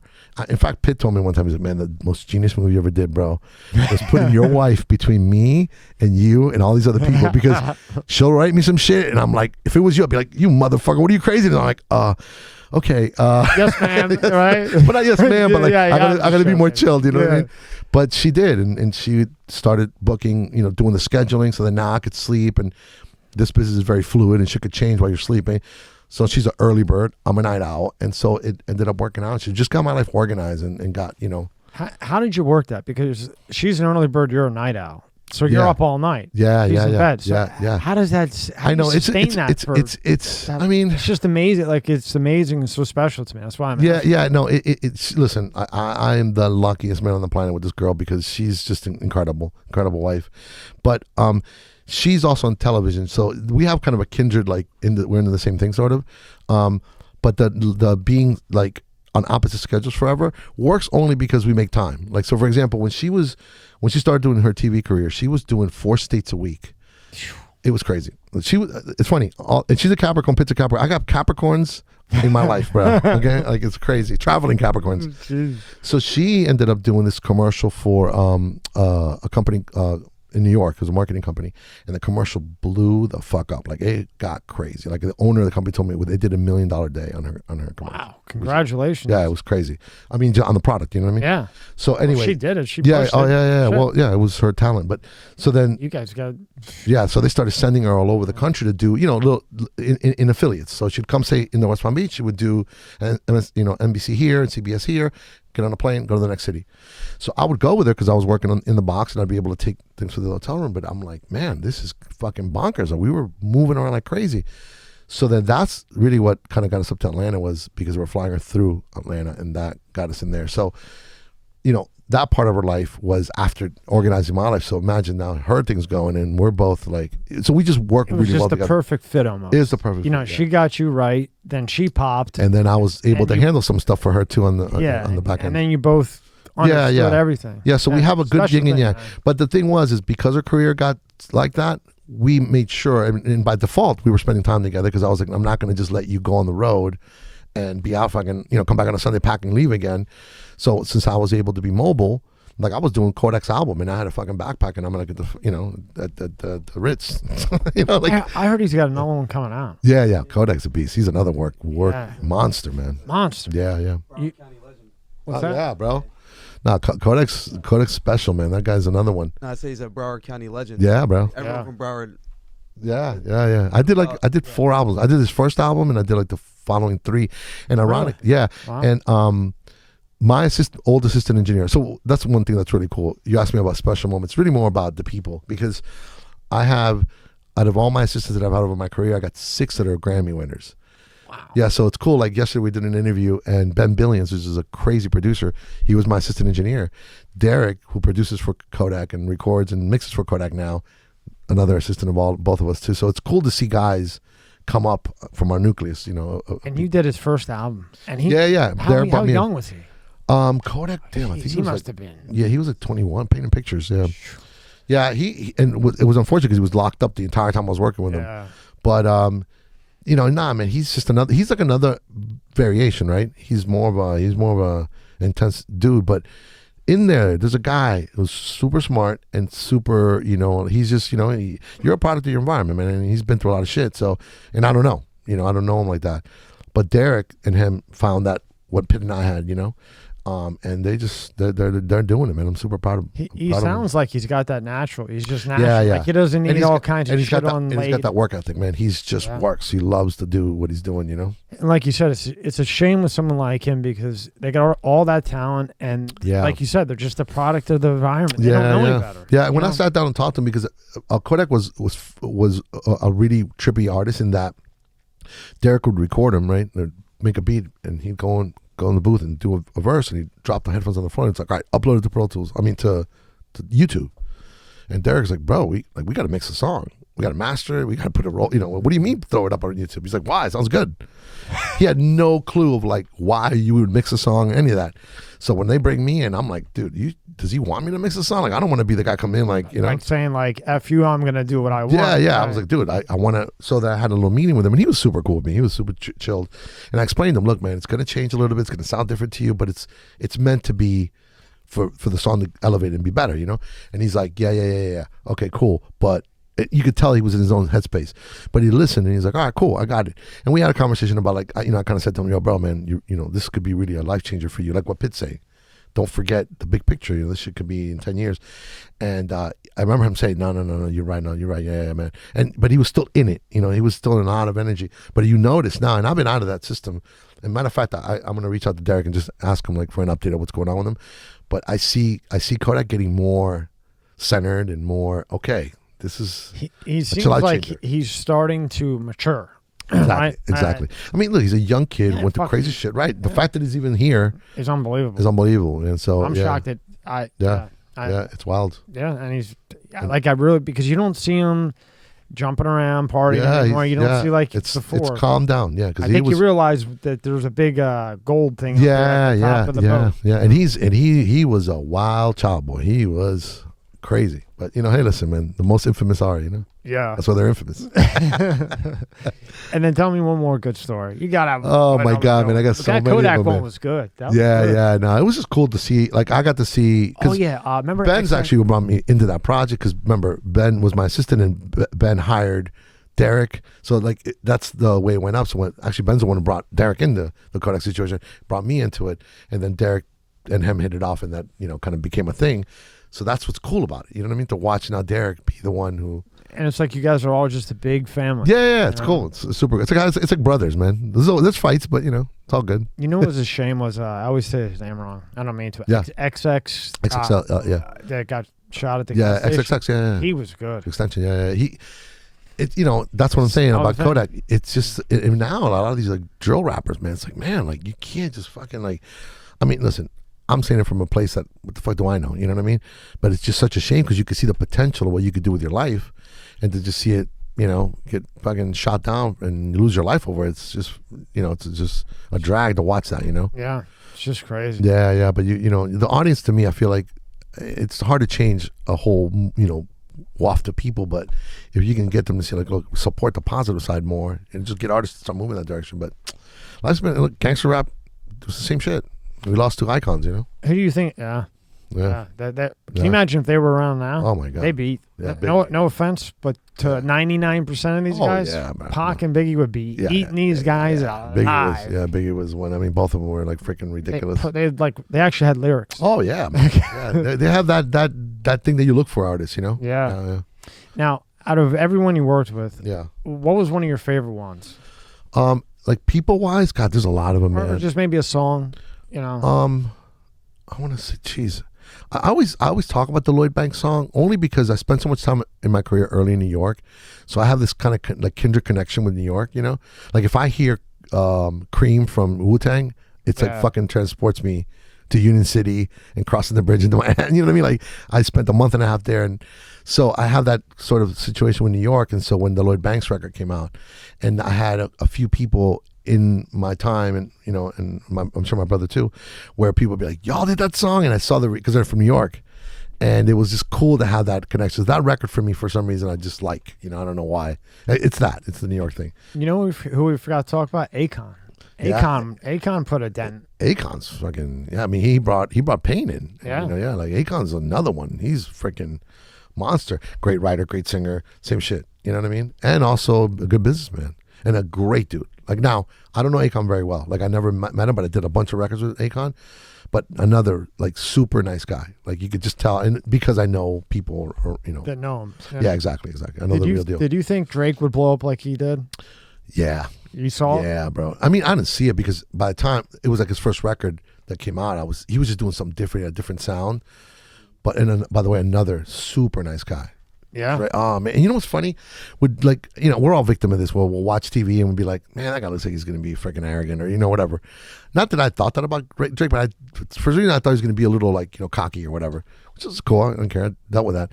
And when Khaled sent me up to work on the I'm On one in Toronto. Which one? I'm On one. I'm On. Yeah. You worked on that? Yeah, I did that record. Yeah. Whoa. Yeah. So it was me. Jeez. Yeah. Jesus. Yeah. We did that in Toronto with a 40. You built them out, boy. Yeah, hey, you got to tell me about that. Yeah, so we went to Toronto, Khaled, because at the time Khaled wasn't flying. Remember? He was still on that not flying shit. No, is he flying now? Now he is. Yeah. He's been flying he's only been flying for like about 5 years. We would tell him like, bro, are you crazy? You know how much money you leave on the table? Fucking bus. He wouldn't not get in a fucking plane. He was really Fat Joe. Flying. Yeah. Fat Joe. I remember him too. Yeah, he was they were scared to death. super scared to death of flying. So anyway, I'm proud of him that he's flying now. But so then at that he's like, man, I'll go up to. I just want to have my guy there. I was like, bro, 40. I was like, I wanted to go because of course it's Drake or whatever. But I was like, bro, 40's fucking like an icon engineer. Like, let him do his thing. He's like, nah, but you got. You don't want to step on his toes. Yeah, exactly. Right, yeah. But 40 was super cool, man. The whole camp, they were just so chilled and welcoming. And, yo, bro, whatever. I was like, bro, I mean, I'm here, kind of like like I'm Khaled's security blanket, But we signed a room and worked together. There's actually a little video there if you see of us in the room with him. Instagram? Yeah, it's actually Khaled telling the story of that. But anyway, yeah. So I go up there and in my mind I had an idea of Drake because he was already like really big. So I was kind of ready for the Hollywood thing, and it was so opposite. He was so chill, super cool, like just a regular nice guy. We talked about Pitt, probably doing a record together with him, and I love Pitt. I'm like, he was just super normal, and I was like, bro, and I told him, I said, bro, I love when I meet a celebrity and it's like you know what I mean? Yeah, it's just like like a guy you're sitting at the bar or you're sitting and having dinner and super done that. Yeah. So he was great, man. Yeah, it was really cool. How long did it take to mix him get that song out? I went up there that was a killer. Yeah, it was a great record. I know that was one of the platinum ones. Oh yeah. That was one of the 50. Yeah. He 50. That's 50 million. Jeez. That was not that it was done, but like when he sent the song to Khaled, I remember Khaled put me in the room. He's like, "Let me play you something." And he played it to me, and I was like, "Wow, bro, this is gonna be huge." So mixing it, because 40 is like Drake's guy. He already had it so prepped. It was already so there. And I remember we were just dealing with like the low end and a little bit about. It was more about arrangement. I remember he like, in fact, I think that video, and you guys will see it on my Instagram later. He says, because I was like, hey man, drop the snare on that. It was arranged, and it was like, hey, should we mute this? Should we do that? And Drake was, because Drake showed up super late to the session. Yeah, like us. Exactly. And we were there for probably with Drake maybe 3 or 4 hours. But the beginning of the day was, me and 40. And at one point, the first day, he's like, bro, I'm setting everything up, bro. Go have fun with your wife, bro. Like, take a day off. How cool. So her and I went. We saw freaking Niagara Falls from the Canadian side. Oh, cool. Spent the whole day, and then went back to the studio. And she was crashed on the couch actually when Drake came in. And you'd think my wife would be like, "Oh my God, Drake!" She wakes up, she's like, "Hi," and goes back. And Drake looked at me like, I'm not. I know I'm a big star, but whatever. I'm like, it was hilarious. Like, that's who she is. Yeah, it's a great one, man. Yeah. Well, Lou, you got to come back because I could sit here for another 3 hours with you. I don't want to kill you though because you'll be late for the other one. I don't want to get blamed. No, not at all. It's a pleasure to be here, bro. It was great, really fun. I enjoyed it. Thank you so much for your time. Yeah, man. I had a lot of fun. I appreciate it, bro. Sorry for all the questions. I'm just what do you mean? No, that's what I'm here to answer, bro. I'm trying to give you as much as I can. Thank you so much. Yeah, bro. Sir. It was a pleasure meeting you, bro. Congrats on the platform, bro. Oh, thank you. Yeah, but this is awesome. And I love to see you back. Yeah, for sure. Let me know. Awesome. Yeah. Thank you so much. All right, brother. All right. Yeah.